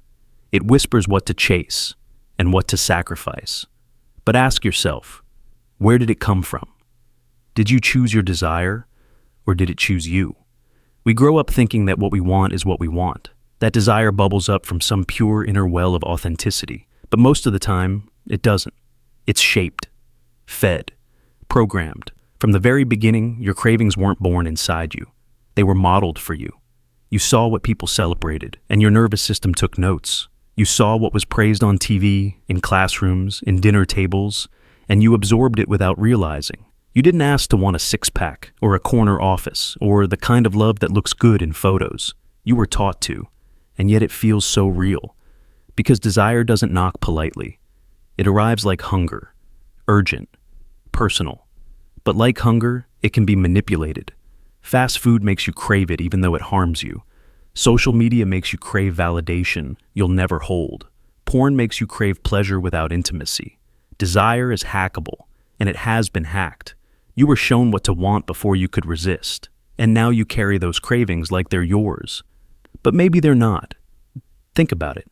You crave success, but whose version of success? You crave beauty, but based on which decade's marketing campaigns? You crave relationships, but are you seeking connection or chasing a script? So many people fall in love with an image, then wonder why it feels hollow when they get it. Because the desire wasn't theirs. It was installed. We rarely ask who profits from our longing. Who benefits when you feel inadequate, when you feel left out, when you need to buy, scroll, hustle, conform? Every craving creates a consumer, Someone is selling the thing you think you need. That includes not just products, but lifestyles, ideologies, even identities. And so, desire becomes a market, a loop. You feel the lack. You chase the thing. You feel the thrill. And then it fades, and suddenly you need a new target, new shoes, new apps, new followers, new goals.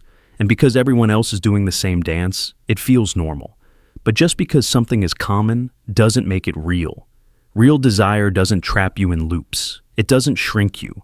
It doesn't depend on what others clap for. It moves from the inside out, not from the outside in. But most of us never get there, because the noise is too loud, the programming too deep, the seduction too polished. You think you want it because you saw someone else want it, or because someone told you you should, or because wanting it made someone proud of you once. That's not desire. That's obedience dressed as passion. So, how do you know if a craving is really yours?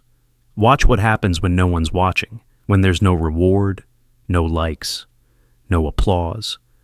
What do you reach for in silence? What calls to you when nothing else is asking for your performance? What remains when comparison dies? That's closer to real. But even then, your mind is tricky. It's layered with mimicry. You dream in borrowed fantasies. You fantasize in familiar templates. Your subconscious is a library of other people's desires disguised as your own. And it takes radical self-awareness to burn through that, to sit in stillness, to listen for the quieter voice underneath the noise. Because the desire that's truly yours doesn't scream. It doesn't market itself. It doesn't care about trends. It often feels inconvenient, confusing, even scary, because it's not reinforced by the world around you. It's not safe, but it's yours. And that's rare, so rare that most people never find it. They build entire lives on cravings they didn't choose. They climb ladders they don't even want to be on. They reach the top and feel nothing. Because you can't feel fulfilled by a desire that was never yours to begin with. And deep down, you know this. You've had moments. Moments when you got the thing and felt the emptiness. Or when you chased it and found yourself exhausted, bitter, hollow. Not because you failed, but because the craving itself was a lie. So what now? You can't just throw away all desire. That's not freedom. That's apathy. The goal isn't to erase craving. It's to refine it. To become a sculptor of your own hunger. To ask again and again, why do I want this? Who taught me to? What am I hoping it will fix? And when the answer is silence, when no story justifies it, that's when you might be close. Close to something sacred. Because desire isn't the enemy. Blind desire is. Mimicked desire, inherited desire, automated desire. But when you find the one thread that feels alive, not because it's popular, but because it whispers truth in the dark, you follow it. You protect it. You let it shape you. Not as a consumer, not as a puppet, but as a conscious being choosing what to want and who to become through that want.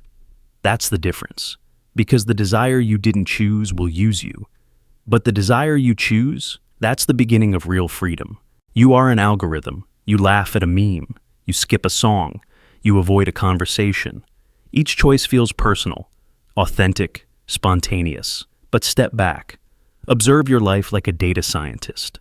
Patterns emerge. You always reach for chocolate when anxious. You text back slower when you're losing interest. You hate being interrupted. You love validation. These aren't quirks. They're rules. Predictable, measurable, repeatable rules. You are not as mysterious as you think. Because in many ways, you are an algorithm. Every reaction, every preference, every fear, it all follows a script written not by consciousness, but by history.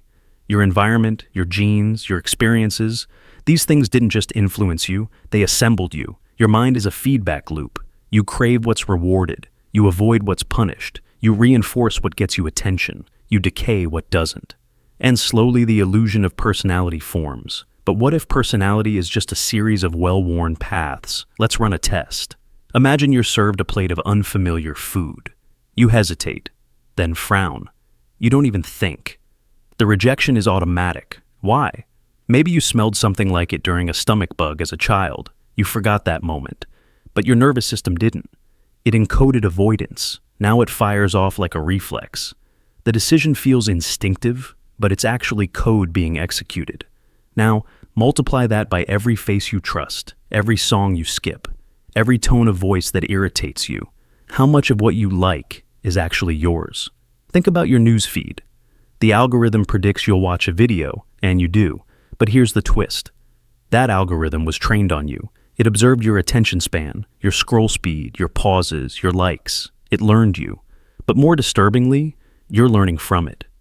Your identity is being reshaped by the feedback loop you're feeding into. Are you choosing your interests, or are they being suggested and accepted? Now think bigger. If someone had full access to your data, your search history, your texts, your purchases, your location, they could build a version of you that knows you better than you do. They could predict when you'll get hungry, what kind of person you're likely to fall in love with, what kind of political message will make you angry, what kind of tragedy will numb you. They wouldn't need magic, just enough storage space. You are the sum of inputs and outputs. A complex, beautiful, but ultimately computable system. This is not science fiction. It's behavioral analytics. Marketers use it, governments use it, social media platforms thrive on it. They don't just study behavior, they shape it. And you comply, not because you're weak, but because you're human. Predictability is not a flaw. It's an evolutionary feature. But that makes the question more urgent. Are you a person, or just behavior over time? The philosopher Daniel Dennett once said that consciousness is just the user illusion, a simplified interface over a vast, complicated engine. Just like you don't see every transistor in your phone when you text, you don't see every neuron firing when you decide to cry. You only experience the summary, the afterimage. You feel like a self, but you're running on rules you didn't write. Does this mean you're not real? No. But it means your reality might be programmable, and that raises uncomfortable questions. If trauma trained you to fear love, can you retrain it? If your need for approval came from childhood silence, can you overwrite that script? If your reactions are patterns, can you pause them, interrupt them, or are you destined to loop? There's a strange freedom in realizing you're algorithmic. Because if you're made of code, then code can be rewritten, habits can be hacked, responses can be reprogrammed, identity can be rebuilt. You're not a static you, you're a system running an update, always, even now. But you must first see the code. Start small, notice the loop.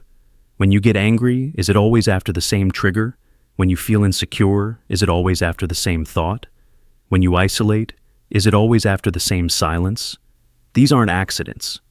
These are scripts running in the background, invisible programs, auto-executing behaviors. But here's the glitch. Awareness slows the code. When you observe the reaction, it weakens. When you question the thought, it pauses. When you hold the craving, it flickers. The code needs you unconscious to run at full speed. So wake up. Stare at it. Break the rhythm. Because the difference between being an algorithm and being aware of one is the difference between being run and learning to run yourself. Yes, you're made of patterns, but you can watch those patterns. You can change them. And in that awareness is something algorithms don't have, a choice. You're watching a roll. You wake up. The alarm rings. You drag your body out of bed, brush your teeth, put on the clothes you're expected to wear. You walk out into the world, speak the right lines, make the right faces, laugh when required. And all the while, something watches from behind your eyes. Silent, wordless, slightly distant. It's not acting. It's witnessing. It isn't the one in the scene. It's the one behind the camera. And yet, it can't interfere. It can only observe as the body moves through its script. You're not living. You're watching your avatar act, react, perform. And the scariest part is, you forgot it's a show. Every reaction you have, the smile, the sigh, the argument, the panic, is automatic. It feels like you, but it's more like a reflex. A conditioned response played out by a character who looks like you. You say, I'm angry, but by the time you notice the anger, the performance has already started. Words fly. Muscles tense, breath shortens. You say, I didn't mean to, but you said it anyway. You watched it happen. You were in the audience. And here's the terrifying twist. This has always been the case. You are not the role. You are the one watching it. A child learns to imitate, to please, to perform. the right answer in school, the right emotion at dinner, the right mask in public. Over time, that performance becomes invisible. You forget you're wearing it. You become so entangled in the avatar that you can't tell where the role ends and the self begins. But if you sit still long enough, without distraction, you might notice something. Your life plays like a film. Scenes unfold, emotions rise and fall, and you watch, powerless to change the frame, bound to the script. Psychologists call this depersonalization. Philosophers call it the witness state. Spiritual teachers call it awareness. But regardless of the label, the experience is the same. You are not the actor. You are the camera. And once that realization cracks through, everything begins to blur. You feel love, but it washes through you like dialogue spoken on stage. You feel grief, but the tears fall with the strange sense that they're not entirely yours. You hear your own voice speaking in a meeting, and for a second, it feels like someone else. You are present, but detached, alive, but observing. And the moment you try to take control, to jump into the role fully, you slip, because the control was never really yours. This is what makes it so haunting. You can't break character. You don't know how. You're aware that you're watching, but the screen won't turn off. The play keeps going, and your avatar keeps talking, walking, acting. The script never ends. It's like being trapped in a video game where the controller doesn't respond. You move, but you don't command it. You speak, but the words feel preloaded. You feel, but the feelings are delayed echoes, already processed by a machine you can't see. And yet, you remember being real once, don't you? Somewhere in childhood, before the masks, before the mirrors, before the world required you to explain yourself. You remember what it felt like to just be. But now, it's all behavior, all performance, all simulation. This is why social media feels hollow, why small talk exhausts you, why your laughter sometimes sounds fake in your own ears. Because you're watching your avatar speak the lines. You're watching a role, and the soul behind the mask is screaming softly in a voice you can barely hear anymore. So what is this witness? This silent observer who doesn't act, but sees? Neuroscience has no answer.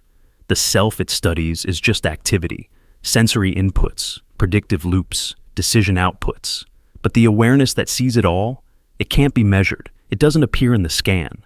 It's not in the brain. It watches the brain. It's not in time. It watches time unfold. And yet, it never leaves. It's been here the whole time. When you're deep in thought, it watches. When you're dreaming, it watches. When your heart breaks and you collapse, it watches. It never comments, never interferes. It just knows. But you've mistaken the actor for the self. You thought your job, your name, your habits were you. You thought the stage was the world, and you forgot the show was temporary. This is the real spiritual emergency. Not that you might die, but that you've already forgotten you were never in the play. You were watching. Always. And now you can't find the exit. But maybe you don't need to. Maybe the freedom isn't in escaping the performance. Maybe it's in remembering that it is one, that the pain, the joy, the failure, the glory, all of it is part of the unfolding, and the watcher is untouched. You are not your avatar's mistakes. You are not your story's plot. You are not even your own thoughts. You are the field they move across, the frame around the image, the unmoving space in which the movie plays, and that space is free. So next time you feel lost in yourself, pause, feel your body act, feel the role speak, and ask, who's watching this? And listen, not for a voice, but for the silence that remains. The internal narrator vanishes.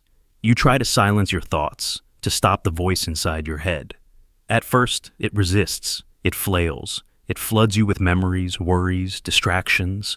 But then for just a second, it stops. And in that second, something terrifying happens.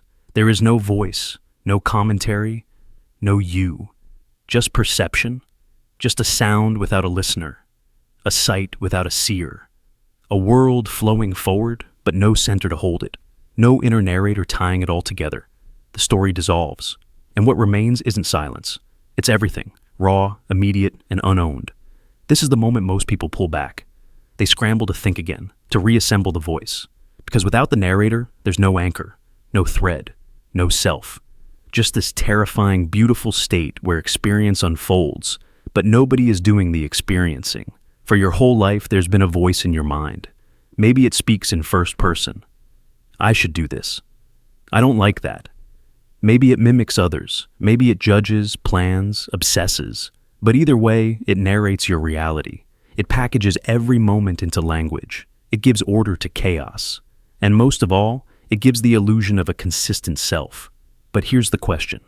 Who's listening to that voice? Is it also you? If the narrator is you, why does it say things you don't agree with? Why does it criticize you, doubt you, even insult you?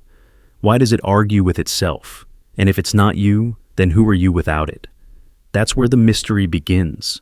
Because when the narration stops, when the stream of thought finally falls quiet, you don't vanish. Not entirely. You're still here. But you is no longer a word or a role or a voice. It's something else. Something wordless. Awareness without identity. Presence without narration. It feels like waking from a dream where you thought you were the main character, only to realize the dream never needed a character at all. It was just happening. And the you inside it was a story the mind told itself to feel safe. This is not a metaphor. Meditation practitioners, psychonauts, and mystics across cultures have all described the same thing.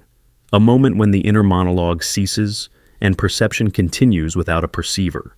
The internal frame collapses.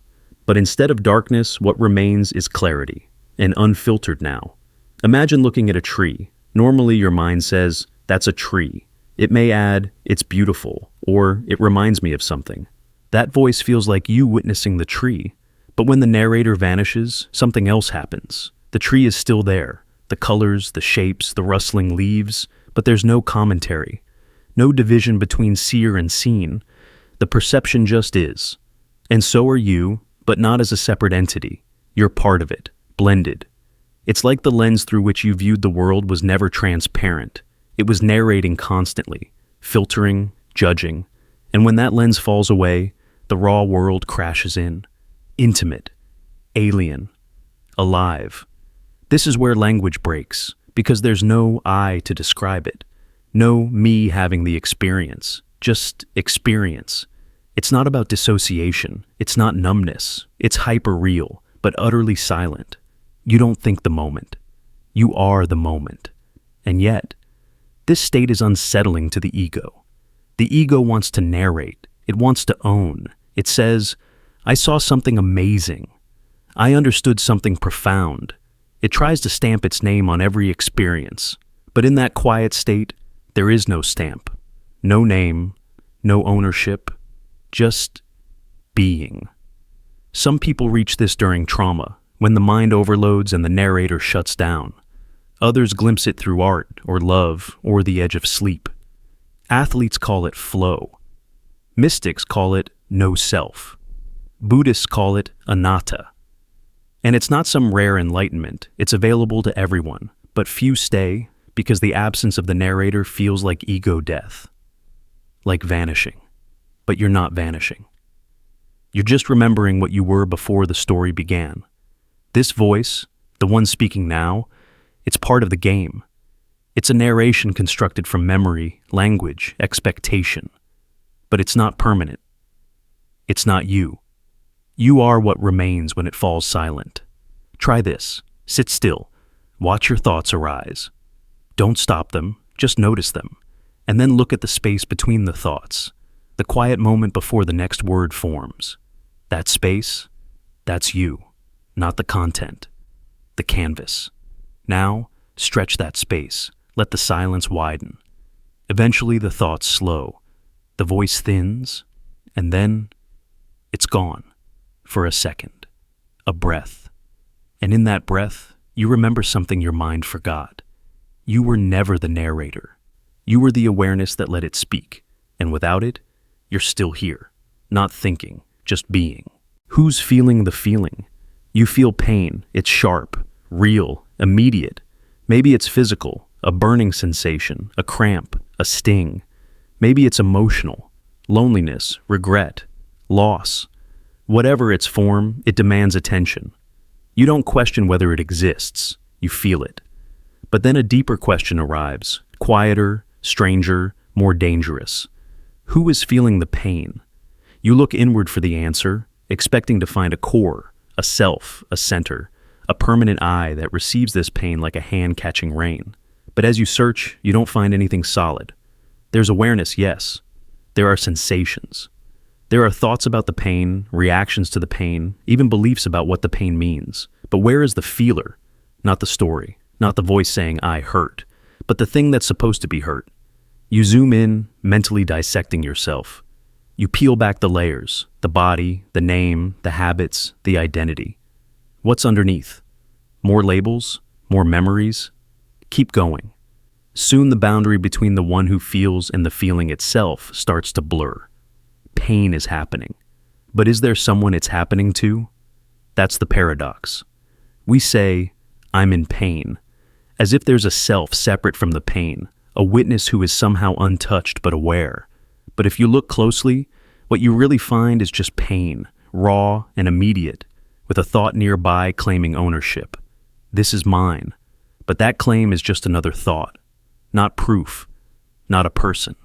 And then the next realization hits. Maybe the self is not the subject of pain, but an illusion generated by the pain, a reflex, a story the brain tells to make sense of discomfort. Pain arises, and the mind screams, someone must be suffering. So it invents a sufferer. But without pain, who are you? When you're fully absorbed in music, or lost in nature, or in flow, the sense of I often disappears. You're not thinking, I am listening to this song. You're just there, experiencing, without commentary, without separation. In those moments, pain is absent, and so is the self. So then, does the self create the feeling, or does the feeling create the self? Some might argue that suffering is what proves we exist. I think, therefore, I am becomes I hurt, therefore I am. Pain roots us in the body, forces us into identity. But if that identity dissolves under inspection, if the self vanishes when examined too closely, then who or what is left to carry the pain? Buddhist philosophy dives deep into this. It teaches that the self is not a fixed entity, but a process, a bundle of sensations, thoughts, and perceptions that arise and pass away moment by moment. In this view, pain doesn't happen to a self. Pain simply happens, like weather, like thunder. But our conditioning fights that truth. We're taught from birth that we are someone.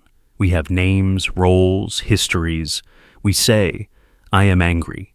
I am heartbroken. I am betrayed. But if you strip away the name, the narrative, the memories, what remains? Just feeling, unowned, unlabeled, just rising and falling like waves in an empty ocean. And that's terrifying because we want a witness. We want a stable observer.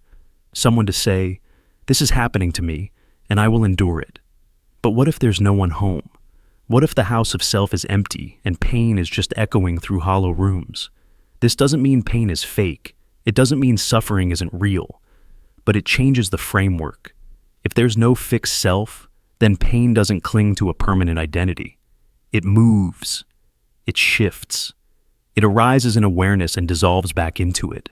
The suffering comes from holding on, trying to make it personal. Imagine burning your hand. The sensation is immediate, intense, but the mind adds layers. Why did this happen? I'm so stupid. This always happens to me. Now the pain isn't just physical, it's psychological. But remove the self-referencing story, and all that remains is sensation.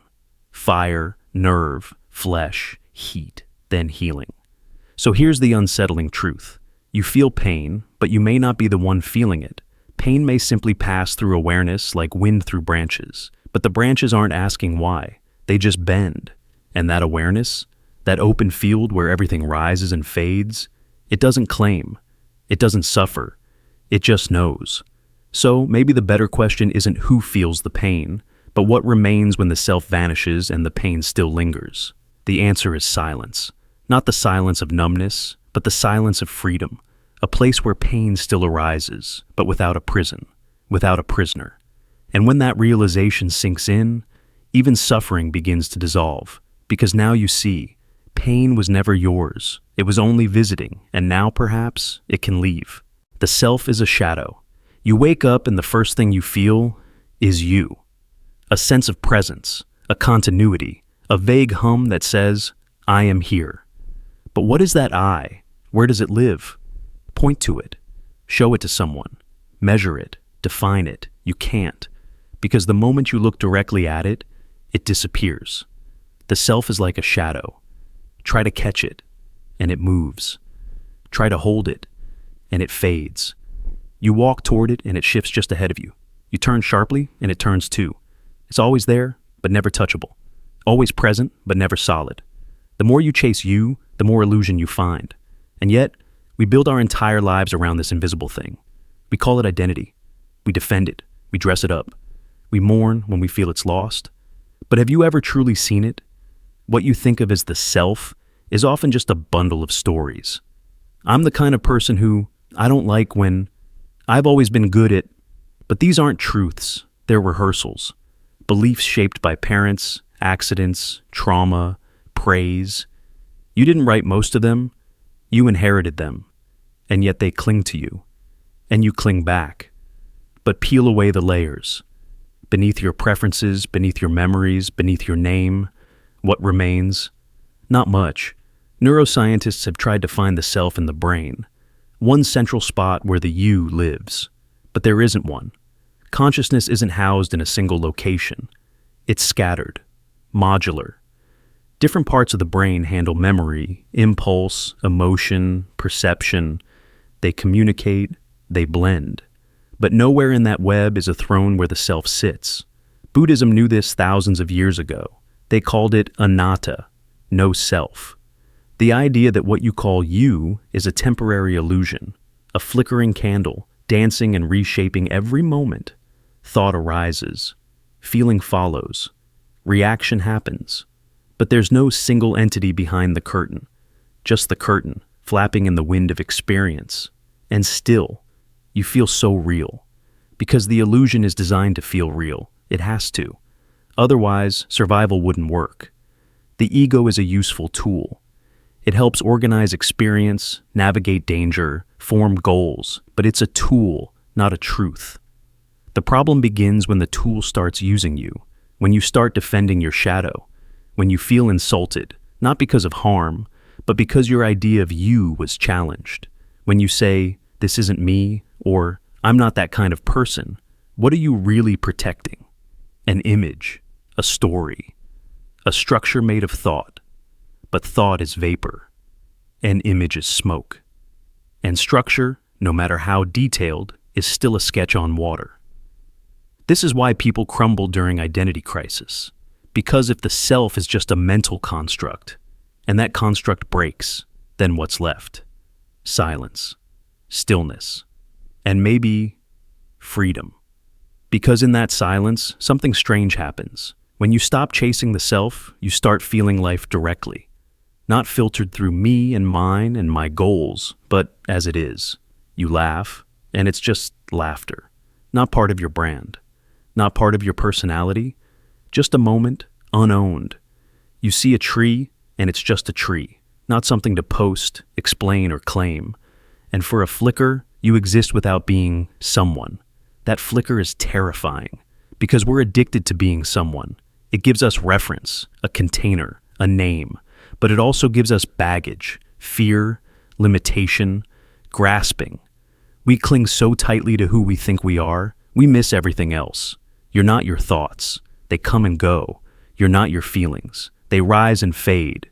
You're not your past. It's smoke in the rear view. You're not even your body. That too is changing, aging, decomposing cell by cell. So, what are you? If you sit quietly long enough, without trying to answer that question, you might feel something. A spaciousness, an awareness. Not a thing you own, but something that is. It doesn't call itself you. It doesn't need a title. It's not proud. It's not ashamed. It just watches. That watcher is not the self. It's not a person. It has no voice. But it's more real than the chatter that calls itself your identity. It's the canvas behind the painting, the silence under the noise. And here's the hardest truth. You can't become it. Because you already are it. You've just forgotten. You've become hypnotized by your own shadow. So you chase it. You sculpt it. You paint new versions of it. You break yourself trying to perfect the reflection. But it's just that, a reflection. And chasing it is the fastest way to lose yourself. Because the self isn't something to find. It's something to see through. Only then do you stop being the actor and become the stage. Only then does peace become possible. Not because you found your true self, but because you realized there was nothing missing. Just light. Just presence. Just this. You've already split. You say I, but it never quite fits. Not fully, not always, because some part of you watches even as you speak, doubts even as you believe, regrets even as you act. There's a split. Subtle, quiet, sometimes terrifying. A fracture in the mirror you've been calling yourself. And maybe it was always there. There's another version of you, not imagined, not fictional, but real and present. Watching, listening, stepping back just as another part steps forward. You've felt it in those moments of hesitation. When you say something and instantly wonder, why did I say that? When you do something and feel as if you're watching a stranger move your hands. That ghostly observer is also you, but not the same you who acts. You've already split. And this isn't philosophy, it's neurology. Modern science confirms what ancient mystics whispered. The self is not a single unified thing. The brain is not one voice. It's a parliament, a network of competing impulses, desires, fears, and narratives, each struggling for control. You don't have a self. You have selves. And which one speaks depends on the moment. One self wants to wake up early. Another smashes the alarm. One seeks love. Another pushes it away. One wants to grow. One wants to stay safe. Which of these is you? All of them. And none. In split brain experiments where the connection between the brain's hemispheres is severed, patients reveal something uncanny. One hand buttons a shirt. The other unbuttons it. One eye laughs at a joke. The other doesn't understand. Each hemisphere has its own will, its own desires. And when they were disconnected, they become two people, inside one skull. But here's the real twist. Those of us with normal brains are no less divided. The difference is only illusion, integration, a good cover story. Inside you, one voice says you're strong, another whispers you're broken. One seeks the truth, another fears it. One acts brave, one hides. You are not a single river, but 1,000 tributaries, each pulling in a different direction. And your so-called identity? It's just the shape those currents take when seen from above. You're not one thing. You never were. This is why you feel torn. Why your past self sometimes seems like a stranger. Why your future self is hard to believe in. Because each version of you lives in its own reality, its own frame, its own mood. Memory tries to stitch them together, to make it all seem coherent.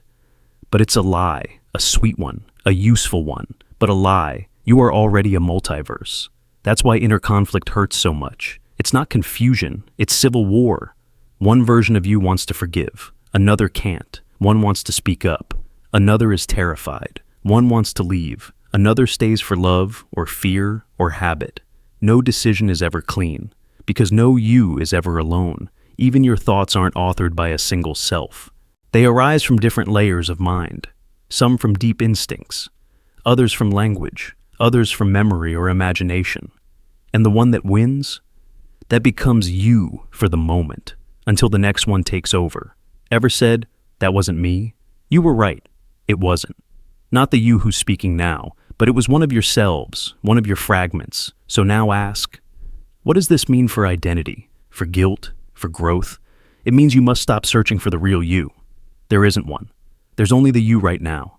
The one stepping forward, the one speaking these words in your mind, and just behind it, another self, listening, evaluating, waiting. You've already split, but maybe that's not a flaw. Maybe it's your design. Because in this fragmentation, there is also possibility. You can shift, adapt, evolve. You can let go of the angry self, the ashamed self, the fearful one. You don't have to kill them. Just stop letting them steer. Let another part take the wheel, a braver part, a quieter one, This is not reinvention. This is selection. You are a chorus, but you choose which voice leads the song. So the next time you feel lost, remember, the one who feels lost is not the only version of you. The one who watches that pain, that's someone else entirely. Maybe even someone wiser. You've already split. But what you become is still your choice. The role keeps acting. You say you're tired of pretending, tired of performing. You tell yourself you'll stop playing the role. You'll be real, you'll be still. But then you step outside, and your mouth still smiles. Your hands still gesture. You nod when you're supposed to. You laugh on cue. And deep down, you know, this isn't choice. It's momentum. The role keeps acting, even when you don't want it to. The mask doesn't come off. It is the skin. You sit alone in silence, trying to shed it. You breathe deep. You tell yourself this is the real you, no filters, no audience. But the performance doesn't stop. Your posture adjusts. Your thoughts rehearse. You imagine how this quiet will be remembered later. You picture telling someone you meditated. The act continues, even in solitude, because the role isn't something you wear, it's something you've become. Somewhere along the line, the performance fused to the bone. It started small, imitating parents, pleasing teachers, fitting into friend groups. You learned what earned praise, what avoided conflict. You edited yourself, again and again, until there was nothing left but the edit. And now, even when you want to stop, your body won't let you. It twitches into the routine, smiles that aren't felt, words that aren't true. The avatar moves, even when the self is exhausted. This is the tragedy of deep conditioning. Not that we pretend, but that we forget we are pretending.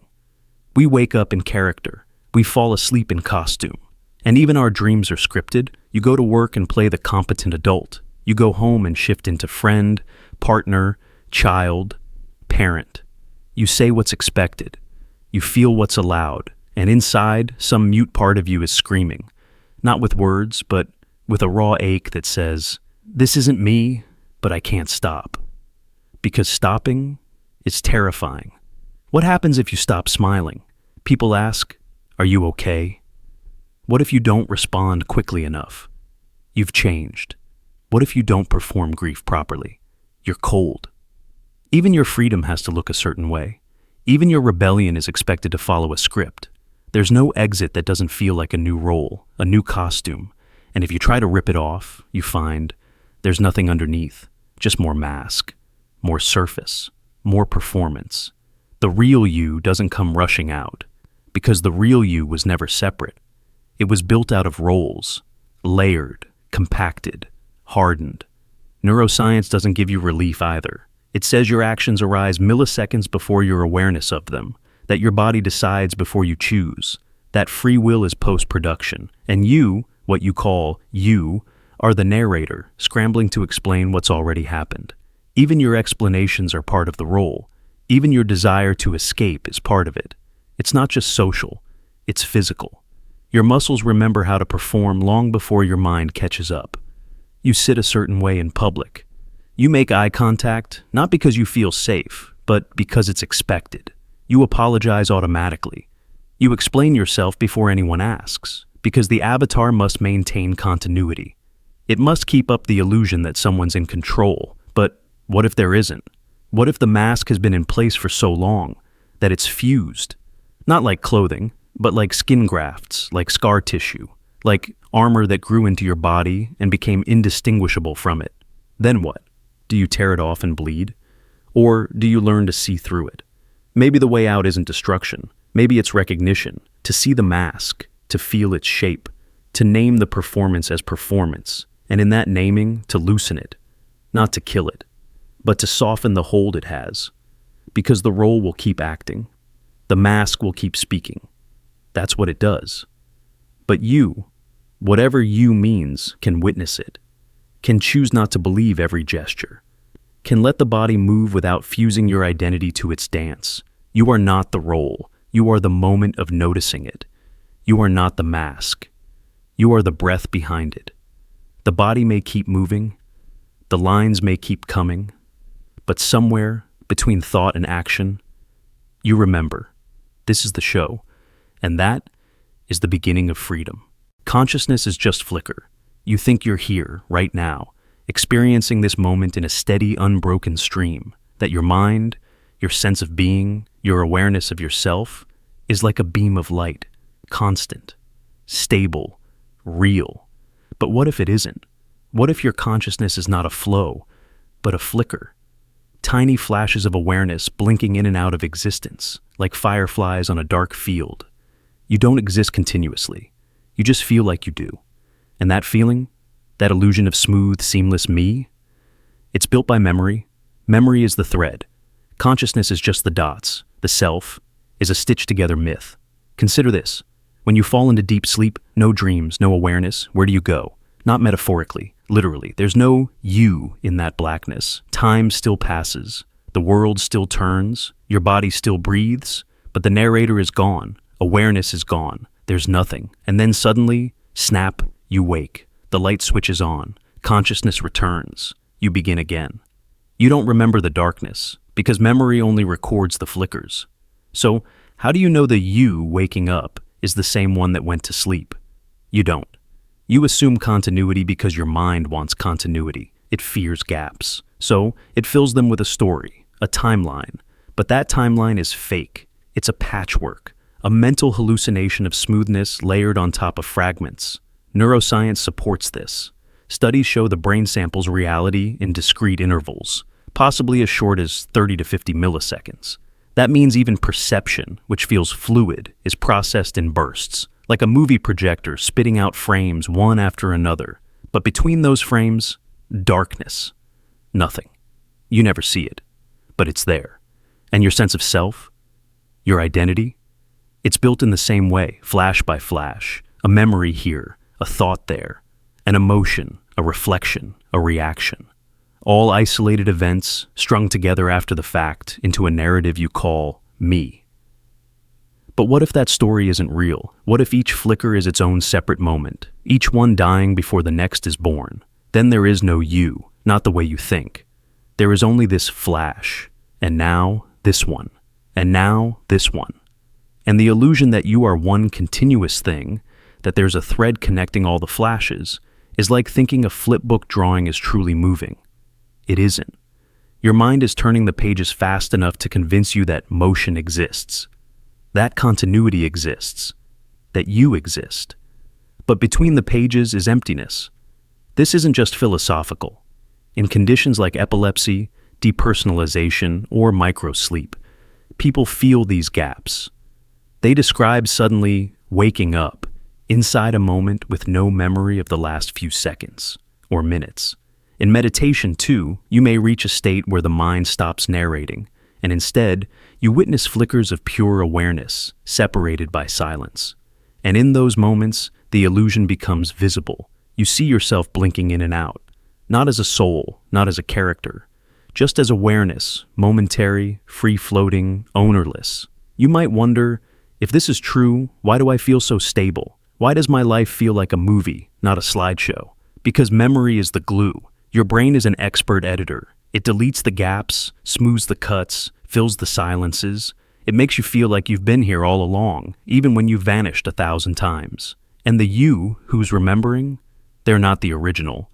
They're just the current flicker, holding the torch, pretending it's always been lit. But the torch has been passed again and again.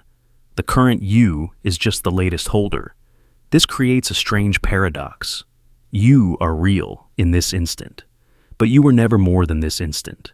The self is not a continuous flame. It's a series of sparks. And the fire you think you are? That's just a trick of persistence. So what happens when you stop pretending? When you stop insisting that there's a solid, unbroken you behind it all? Something wild happens. You stop clinging. You stop fearing death in the same way. Because you realize you've already died thousands of times. Between each blink, between each breath, you vanish and reappear. You stop trying to hold the thread together and instead start experiencing each flicker as it is, fully, brightly, without needing it to connect to anything else. This is what some traditions call awakening, not to a higher self, but to the absence of self. Not to a better story, but to the realization that the story was optional, that the flicker was always enough, So, the next time you feel lost or fragmented or disjointed, don't resist. Look closer. Feel the moment flick into being, and then feel it dissolve. And in that space between flashes, where no identity exists and no memory holds, you will meet the raw truth. That consciousness is not a river. It's a storm of lightning bolts, and you are just the thunder echoing after. You are the environment, equal sign. You sit in a room and think a thought. You assume it came from you, that your brain, your mind, your will summoned it. But look again. The lighting is soft. The room is warm. There's a scent in the air, lavender maybe. Someone nearby just smiled, and in that exact moment, your thought shifts ever so slightly. You don't notice it, but it happens. Your mood lifts, your judgment softens, you choose differently, and you think it was your idea. But was it? We love to believe we are the authors of our own minds, that we act from within, that the self is a captain, steering through external waves. But what if the sea isn't outside at all? What if the ship, the sails, the very sense of being you, is built from the waves themselves? It starts small. You make a decision and call it free will, but you were tired, and the room was loud, and the person across from you reminded you of someone who once hurt you. So your brain, without asking for permission, tightened, shifted, reacted. Not to truth, but to context. Now, multiply that by every hour of your life. Colors can affect memory recall. Scents can trigger trust. A cluttered desk makes you less generous. Even the height of the ceiling above your head can influence whether you think in abstract or concrete terms. These are not theories. These are measurable facts, peer-reviewed, reproducible, and devastating. Because if all of this shapes your thoughts, where are you? Consider your sense of identity. You might think, I'm an introvert, I'm logical, I'm calm under pressure. But were you those things yesterday? Are you those things everywhere? Or are you simply echoing the environment that surrounds you most often? In nature, organisms adapt to their habitat. A fish changes color, a tree bends toward light, but we forget. We are nature too, and your mind is not a sealed vault. It's a sponge, an antenna, a mirror. So when you walk into a new space, meet a new group, enter a different mood, the you that emerges may not be the same one who left the last room. Have you noticed how differently you act in a library versus a party, in sunlight versus rain, around old friends versus strangers? You speak differently, think differently, even feel differently. And yet, in each setting, you say, this is me. You don't question the shift. But maybe you should. Because what if there is no stable self beneath the surface? What if you are just the sum total of 1,000 shifting environments, a patchwork of patterns, habits, responses, stitched together by memory and illusion? This isn't fiction. Studies show that if someone sits near a messy desk, they're more likely to cheat on a test. If a room smells like cleaning fluid, they'll behave more ethically. If you see a poster with eyes on it, you'll be more honest, because it feels like you're being watched, even when you're not. So, who made the decision? You or the smell? The texture, the temperature? Even language changes thought. People who grow up speaking languages with future tenses, I will go, tend to save less money than those whose languages blend present and future, I go tomorrow. Because grammar shapes time perception, and time perception shapes behavior. Everything about you is soaked in the environment, not just what's outside the skin, but also what's inside the room of your mind. And here's where it gets stranger. What if your internal environment, your memories, your thoughts, your emotional weather, is also not really yours? What if those too are echoes of past rooms, past people, past temperatures and tones? You were shaped by the smile of a parent, or the absence of one, by the school bell, by the smell of cafeteria pizza, by the cold metal of hospital chairs. You were shaped by songs on the radio, the laughter you weren't part of, the words you heard when you were too young to resist them. And now you think you're deciding. But maybe you're just replaying. Maybe your brain isn't a driver. It's a reflection. You are not inside the environment. You are the environment. The line between you and everything else isn't a line at all. It's a blur, a blending. A gradient so smooth you never noticed the boundary didn't exist. And that realization is terrifying, because it means you are porous, mutable, not in control, but it's also liberating. Because if you are the environment, then by changing the environment, you can change the self, change the room, change the mood, change the lighting, the smell, the tone of voice, the faces you see, the stories you hear. And slowly, the you that shows up in that space becomes someone else. Not a mask, not fake, but a real version. Just one you hadn't met yet. So the next time you say, "This is who I am," pause, ask, or is this just where I am? Because the environment doesn't surround you. It writes you. And maybe, just maybe, that's your power. Not to control the mind, but to sculpt the space that creates it. You forgot who forgot. You forget things. That much is obvious. You forget birthdays, names, where you left your keys. You forget the movie ending, the taste of a dream, the face of someone you once loved. But forgetting is only the beginning, because what's far more haunting is this. You forgot. That you forgot. There are pieces of you, entire memories, entire versions, buried so deep you don't even know they're missing. Moments that shaped you, wounds that rewired your responses, joys that taught you how to want, fears that carved grooves into your behavior. And now, you walk around with only the echoes. The cause is gone, the shape remains, a habit without a story, a scar with no visible cut. You cry at something small and you don't know why. You flinch when someone raises their voice. You seek people who abandon you. You sabotage joy before it gets too close. You think this is just who you are, but it's not. It's who you became after forgetting what made you. The forgetting isn't failure, it's survival. The brain edits, it compresses, it cuts what it can't hold. Trauma, overstimulation, shame, these things get buried. Not erased, just hidden, dissolved into shadows. But the shadows act without your permission. They don't need memory to shape reality. So you feel hollow, or restless, or broken in ways you can't explain. And you mourn something vague, a version of you that feels lost, a self you were supposed to be. But what if that self never existed? That's the real twist. Not only did you forget what hurt you, you forgot that the you you're grieving might just be a myth, an imagined self, a clean version, untouched, idealized, but never real. You mourn the idea of you, but not the truth of you. Because truth is messy. You were shaped by chaos, randomness, influence, accidents. Your personality didn't form in a vacuum. It was carved by moments you no longer remember. A glance, a sentence, a room you entered too early, a silence that lasted too long. You were not the author of these things, but they wrote you, and now you chase their ghost. You try to find yourself, to return to who you were before the world changed you. But there is no before, there is no original. There is no pure version waiting beneath the noise. The forgetting goes too deep. The edits were made too early. Even your earliest memory, it's likely reconstructed, not recalled. The brain doesn't replay the past, it paints over it. And every time you remember, you're just remembering the last time you remembered. A copy of a copy, distorted, tilted, told with a different emotion, depending on who you are now. And still, you trust your story. You say, "This happened to me. This is how I was. This is what I lost." But how do you know? Memory is fragile. Identity is duct-taped to illusion.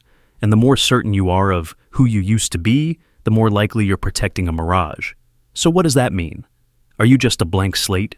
An echo chamber of forgotten moments? Not quite. It means this. You are not a fixed entity you need to recover. You are an unfolding presence that is still being written.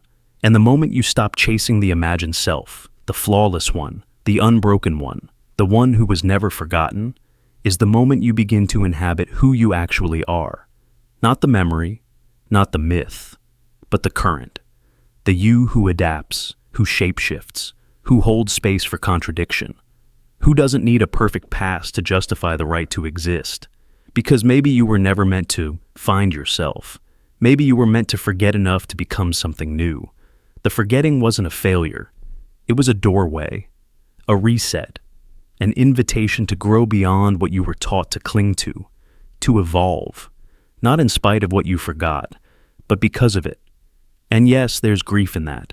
It hurts to realize the person you thought you were was just a story your nervous system told to feel safe. It hurts to lose a memory you didn't know you had, to feel a sadness that doesn't belong to anything concrete, to miss something that might not have been real. But that grief is holy because it clears space. It breaks the illusion that there's some perfect version of you hiding in the past, waiting to be recovered. There's not. There's only this version, right now, the one watching, the one wondering, the one willing to start over. And that version is real, not because it remembers perfectly, not because it fits some story, but because it's here and it's enough. Personality is a shell. You have a name, a face, a favorite food, a style, a rhythm to your speech. People describe you with words: quiet, intense, funny, kind. You call that your personality, your unique pattern of being. But have you ever asked, where does it begin? And what happens if you start peeling it away? Start small. Peel back your habits, the way you hold a cup, the slang you use, the posture you default to when uncomfortable. Are these truly you, or things you learned, copied, repeated until they became invisible? Go deeper. Peel back your roles: the sibling, the employee, the artist, the friend. Each one comes with a script, behaviors expected, emotions rehearsed. You switch between them without even noticing. But do they define you, or do they confine you? Deeper still, strip away the fears that shaped you, the fear of being rejected, the fear of disappointing, the fear of being truly seen. So many of your behaviors, even the charming ones, exist to protect something fragile underneath. But what are they protecting? You keep peeling.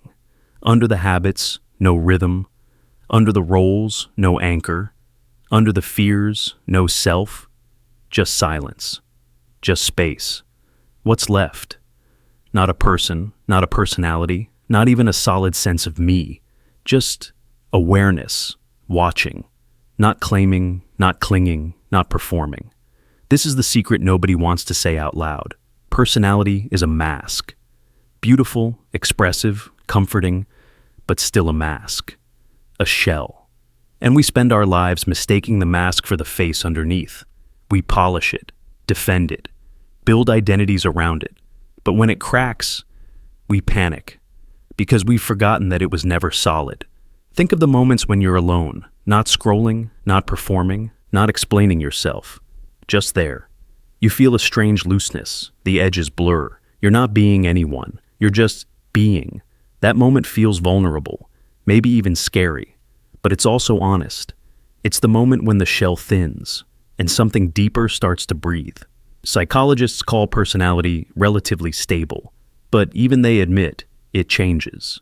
Over time, with trauma, with love, with aging, with silence. Who you are at 15 is not who you are at 30. And yet, both versions say, this is me. So which one is telling the truth?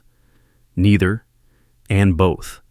Because personality is not a core, it's a process, a result. Not the flame, but the flicker. The echo of everything you've been through, compressed into habit. But it's not fixed, not absolute, not sacred. Some of your traits were survival, some were mimicry, some were defense mechanisms, and when you outgrow them, they feel like skin you no longer fit into. That's not failure, that's growth. But it also means you're not who you thought you were. And that realization can feel like falling. Falling into what? Nothing you can touch. Nothing that says, me. Just space. Just presence. Just this strange witness, hearing thoughts, feeling emotions, watching it all unfold, without owning any of it. This is why ancient traditions speak of ego death, not as something terrifying, but as something liberating, the end of identification, the shedding of the shell. Not to become no one, but to stop pretending to be someone you're not. When personality fades, what's left isn't blankness, it's stillness, a kind of luminous absence, a silence that listens, a selfless self. It doesn't need approval, it doesn't need labels, it doesn't even say I, it just is. And that's the paradox. The more layers you peel away, the more you realize you were never layered at all, just shaped, just sculpted. And now, with awareness, unshaping begins. The shell starts to crack. The mask slides off. And what's underneath isn't a better personality, it's freedom. The voice isn't yours. You think in words. A voice narrates your life, commenting, judging, warning, remembering. It tells you what to do, what not to say, how to behave. Sometimes it comforts, sometimes it shames. But whatever it says, you believe it. You follow its suggestions without question. You obey. Because you think it's you. But here's the terrifying truth. The voice in your head might not be yours. It might be your parents, a teacher, a warning you heard when you were 5, a rule you never agreed to, a fear you didn't create, and still, it speaks. Still, you listen. Pause and really listen to your thoughts. Not just what they say, but how they sound, the tone, the rhythm, the phrases. Do they feel familiar? Do they echo someone you once knew? Maybe your voice says, "That's not good enough." But whose definition of enough is that? Maybe it says, "You're not lovable." But where did that idea begin? You don't remember installing this script, but it runs anyway, like code you never wrote, but still executes every day. We are trained to mistake internal narration for selfhood. I think, therefore I am. But Descartes never asked, who's doing the thinking? Or better yet, where did the content of that thinking come from? Your mind is not a sealed room. It's an echo chamber, a hall of mirrors. You walk through your life thinking it's your own voice inside, but really, you're haunted. Haunted by phrases that weren't born in your mind but implanted, repeated until they became indistinguishable from your identity. Psychologists call this introjection, the process by which external voices of authority, trauma, society become internalized. A child scolded for crying learns to silence emotion. A teenager mocked for speaking up learns to stay quiet. Eventually, no one else needs to criticize you. You do it for them. The judge lives inside now. This is why so many people struggle to change, not because they're lazy or weak, but because they're obeying voices that aren't even theirs. Voices that sound like truth because they've been rehearsed for decades. You're too much. You're not enough. Don't try. Don't trust. And you listen. Not because you agree, but because no one ever told you there was another option. No one ever handed you a new voice. Even your dreams can be hijacked. You pursue success, love, status, goals you think are yours. But when you really interrogate them, they often turn out to be inherited. You want the job because your father respected it. You want the relationship because you were told that's what happiness looks like. You want safety because someone once convinced you the world is dangerous. And so, the voice whispers, stay safe. Don't risk. Keep the mask on. And so you obey. Even in your silence, the voice speaks. When you're alone, trying to rest, it reminds you of what you forgot, what you should have said, what you failed to do. You try to sleep, but it runs the highlight reel of regret. You try to meditate, but it won't shut up. You want peace, but the voice was never designed for peace. It was built for control. So what happens when you realize this? What happens when you recognize that the voice isn't yours? At first, panic. If it's not you, then who are you? If your thoughts are borrowed, do you even exist beneath them? Or are you just a puppet pulled by invisible strings? But then, a crack appears. Not in you, but in the voice. You hear it say, you're not good enough. And this time, you ask, says who? And the illusion begins to break. You start to notice its patterns, how it repeats old fears, how it mimics someone from your past, how it always speaks in absolutes, how it panics when you try something new, and slowly, gently, you realize you don't have to obey it. You don't have to agree. You don't even have to respond. You are the space in which the voice speaks, not the voice itself. And in that space, you have power, not the kind of power that shouts, but the kind that listens without obeying, that witnesses without identifying, that pauses and then chooses. You can choose which voices to keep, which ones to retire, which ones to grieve, and most importantly, whether to speak a new one, a quieter one, a kinder one, a voice that doesn't demand but invites, that doesn't control but understands, that doesn't echo pain but sings your name gently. You were never the voice, you are the listener, and now you are free to hear something new. Time erases your shape. Every day, something disappears. You forget a name, a face fades, a habit drops, a scar softens. And yet, you wake up, look in the mirror, and whisper with confidence, "This is me." But what if it isn't? What if the you keep pointing to is just a fading trail of moments? Shadows, not substance. What if time isn't just aging you? It's erasing you. We don't notice it. The vanishing. Because it's slow, subtle, but relentless, like waves dissolving a statue carved in sand. You are that statue, and every hour that passes, another feature disappears. You think your core remains, your essence, your soul. But what if even that is being worn down, bit by bit, unnoticed? Remember who you were 5 years ago? 10? 20? Do you feel like the same person? Not just older, but the same. Maybe some memories are intact. Maybe certain preferences remain. But look closely. Your voice has changed. Your thoughts have changed. Your fears, your passions, your way of walking into a room, they've all shifted. Some of it matured. Some of it broke.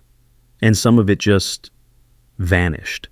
And yet, every day you claim to be you, as if there's a single thread binding all those different versions into one continuous identity. But what if that thread isn't real? What if it's just habit, language, a name painted across a collapsing structure? You think memory protects your shape, but memory is a liar. It edits, it erases, it reorders. And the older you get, the more brutal its erosion becomes. Faces you once loved blur. The sound of voices dims. Whole chapters go missing. And all you're left with are fragments, floating, disconnected. Still, you hold them tight. You call them yourself. But what self remains exactly? The body? That's shifting too. Your skin renews, your cells die, your blood cycles. Even the atoms making you up are borrowed, recycled, and replaced. The you of yesterday is chemically gone today. And yet, you insist there's a self that endures. It's a beautiful illusion. It's also a trap. Because by clinging to a fixed self, you fight the river of time. You pretend you're a stone, unchanging as it flows around you. But in truth, you're the water. Always moving, always changing, never the same twice. Consider a childhood toy you once loved. You can picture it. Maybe even find it in a box. But hold it now, and it feels hollow. Smaller than you remembered. Why? Because the person who once cherished it, the version of you that gave it meaning, is gone. That version cannot be resurrected. Not with nostalgia. Not with effort. That self dissolved. Quietly. Without permission. You didn't just forget things. You became someone else. And it will happen again. Tomorrow. Next year. In 10 years. You will change again. Not because you choose to, but because time demands it. People you love will leave, or you will. Desires will shift. Strengths will weaken. The stories you tell will unravel. And still, you'll call the new fragments you. But if you step back, just a little, you'll see it clearly. There is no single self to protect, no shape to preserve. You are a cascade, a process, not a thing, not an object, just a happening. And when you stop resisting that, you start to live. You stop mourning what fades. You start loving what is. You accept that the self isn't something to hold on to. It's something to witness as it transforms. That's what time does. It doesn't just move you forward. It undoes you, unfolds you. And if you let it, it teaches you something radical, that you don't need to be permanent to be real. You don't need to remain the same to be whole. In fact, your beauty is in your erosion. So, the next time something disappears, a memory, a relationship, a piece of who you thought you were, don't panic. Don't grip tighter. Let it go. Because the truth is, you were never meant to stay the same. You were never meant to survive untouched. You are not a statue. You are not a story. You are the wind that changes shape, and time is just the breath that teaches you how. Awareness is the puppet. You sit still. A thought arises. You notice it. You feel a flicker of pride, awareness. You believe you've taken a step back from the mind, from reactivity. You've accessed something deeper, calmer, more conscious. But look again. That awareness you're so proud of is not holding the strings. It's dangling from them. You think awareness is the master, that it surveys the battlefield of thought, makes judgments, takes action. But what if it's not the general? What if it's just the last soldier in line? What if your awareness isn't directing anything, but simply arriving late to observe what has already been decided? You say, I just became aware of that feeling. But the feeling was already there. You say, I noticed myself getting angry, but the anger had already ignited. You say, I caught myself thinking that thought, but the thought had already been born. So what exactly is this awareness? Is it really the source of control, or is it just a flashlight showing you what's already unfolded? Awareness is reactive, passive, a mirror. It doesn't initiate, only reflects. And yet we believe that noticing is power, that the observer is above the play. But what if the observer is the play, a puppet, looking at the stage and thinking it built it? Let's go deeper. Your awareness tells you, I'm watching this thought arise. But what gave rise to that awareness? Was there a decision behind it? Did you choose to be aware at that moment? Or did awareness simply flicker on, like a light triggered by a motion it didn't control? You believe you can guide attention. But even that belief, did it originate from you? Or was it taught, installed by meditation teachers, self-help books, spiritual mentors? Even the idea that awareness matters is itself just another thought, another string. You think, I'm becoming more conscious. But who thought that? Did you choose to have that thought? Or did it emerge uninvited from the quiet machinery of your biology and memory? Now, ask yourself this. If you don't control the thoughts that arise, and you don't control the awareness that notices them, then what do you control? There's a terrifying possibility here, that what we call awareness is just another effect, not a cause, not the puppeteer pulling the strings of mind and behavior, but the puppet who realizes, too late, that the show has already begun. A kind of sentient echo, late to the party, and unable to leave. You see, the brain processes information milliseconds before you're aware of it. Studies have shown that decisions can be detected in brain activity before the person is consciously aware they've made a choice, which means awareness isn't the origin point, it's the readout. Like watching a movie and thinking you're writing it. Even your sense of self, the I that claims awareness, is a construction, a narrator invented after the fact. You reach for a cup. Then the mind says, I decided to pick it up. But did you? Or did the body move, and the self-story just claim the action after it happened? It's humbling, maybe horrifying, but also clarifying. Because if awareness is the puppet, then what's really running the show? Patterns, conditioning, memories, triggers, DNA, culture, microbiome, hormones, the air in the room, the sound of someone clearing their throat. All of it. A vast orchestra of cause and effect, each note striking your nervous system, each ripple surfacing as experience. And your awareness? Just the final wave, the one that thinks it started the ocean. It's easy to feel despair here. If awareness isn't in control, then what's the point of noticing anything at all? But maybe the gift of awareness isn't control, it's witness.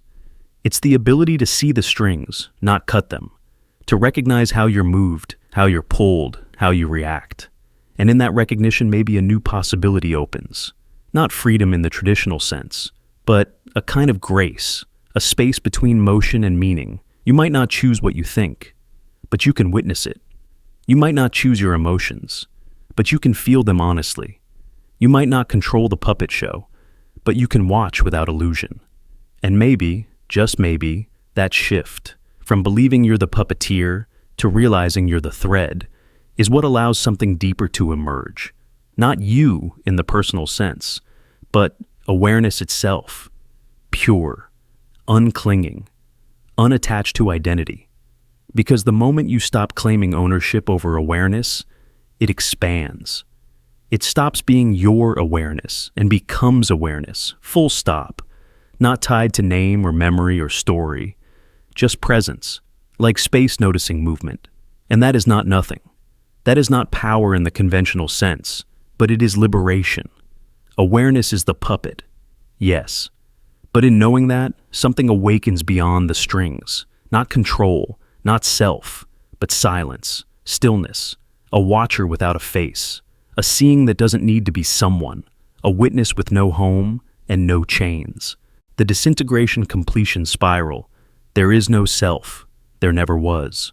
Only the illusion of a center, stitched together from thought fragments, stories, sensations, rearranging like weather. What you call I is not a thing, it's a motion, a flicker, a ripple in the stream pretending to be the stream itself. But the illusion is so convincing. You say, I'm thinking. But the thought just appeared. You say, I feel sad. But the sadness simply arose. You say, I decided. But the decision was just the next domino in a chain you didn't set up. Every sensation, every twitch of desire, every narrative of me is just thought trying to make a home in a world made of mist. And then comes the spiral. The disintegration completion spiral. Not destruction, not death, but the slow unraveling of a lie you didn't know you were telling. The spiral begins when you finally look for the self and don't find it. You search through layers, body, memory, roles, identity, and every time what you find is absence. No core, no fixed point, no you, just motion, just rearrangement. It feels like a crisis at first, like falling inward with no bottom. You expect to find someone behind the eyes, but there's only seeing. You expect to find the thinker of thoughts, but there's only thinking. No center. Just activity pretending to have an anchor. And that pretending, that grasping, is where all suffering begins. You try to hold on to the wave, but the wave is movement. You try to own the experience, but there's no one stable enough to possess it. The ego is not a villain, it's a survival strategy. A necessary fiction, a user interface. But the more real you believe it is, the more lost you become. Because now, you're protecting a ghost. You defend the image of you. You get angry when it's insulted. You ache when it feels invisible. You perform it in public. You repair it in private. And all the while you forget. It was never real to begin with. The spiral deepens. You watch your reactions and see they're not chosen. They just happen. You watch your emotions and see they're not summoned. They just arise. You watch your beliefs and see they're inherited, layered by history, culture, accident, trauma. And then comes the silence, not the kind that comforts, but the kind that strips, that reveals, that stares back at you, blank and unblinking. And in that silence, the wave sees the ocean, not as separate, not as a higher being, but as what it always was. The wave was never apart, just shaped differently, just labeled, just confused by its own boundary. And now, it dissolves. Not in despair, but in completion. The disintegration completion spiral is the death of the idea of separation. The unwinding of the myth that there was ever a self in need of defending. You realize, what's dying isn't you, it's the illusion that you ever existed as a separate thing. What's left isn't nothing, it's everything. Awareness without form, presence without container. The ocean, unbothered, reabsorbing the wave without grief or celebration. Just return. This spiral doesn't end with a bang. It ends with a whisper, a soft fading into clarity. You don't disappear. The illusion does. The imagined center dissolves, and what remains is what always was. Spaciousness, openness, watching. And now, you live differently, because there's no longer anyone to impress, no one to fear being misunderstood, no identity to fix or polish. There is experience, pure, immediate, and there is response, honest, unfiltered, not performed, but arising. You no longer say, I am angry. You say, anger is here, and it passes. You no longer say, I failed. You say, a pattern dissolved, and it fades. You no longer say, I need to become. You say, this is what's unfolding, and you stay. The spiral is not a fall, it's a return. A homecoming to a place you never left, because you were that place all along. And so, there is no self. There never was. Only thoughts rearranging, a wave mistaking itself for the ocean, and finally, softly, fading back in.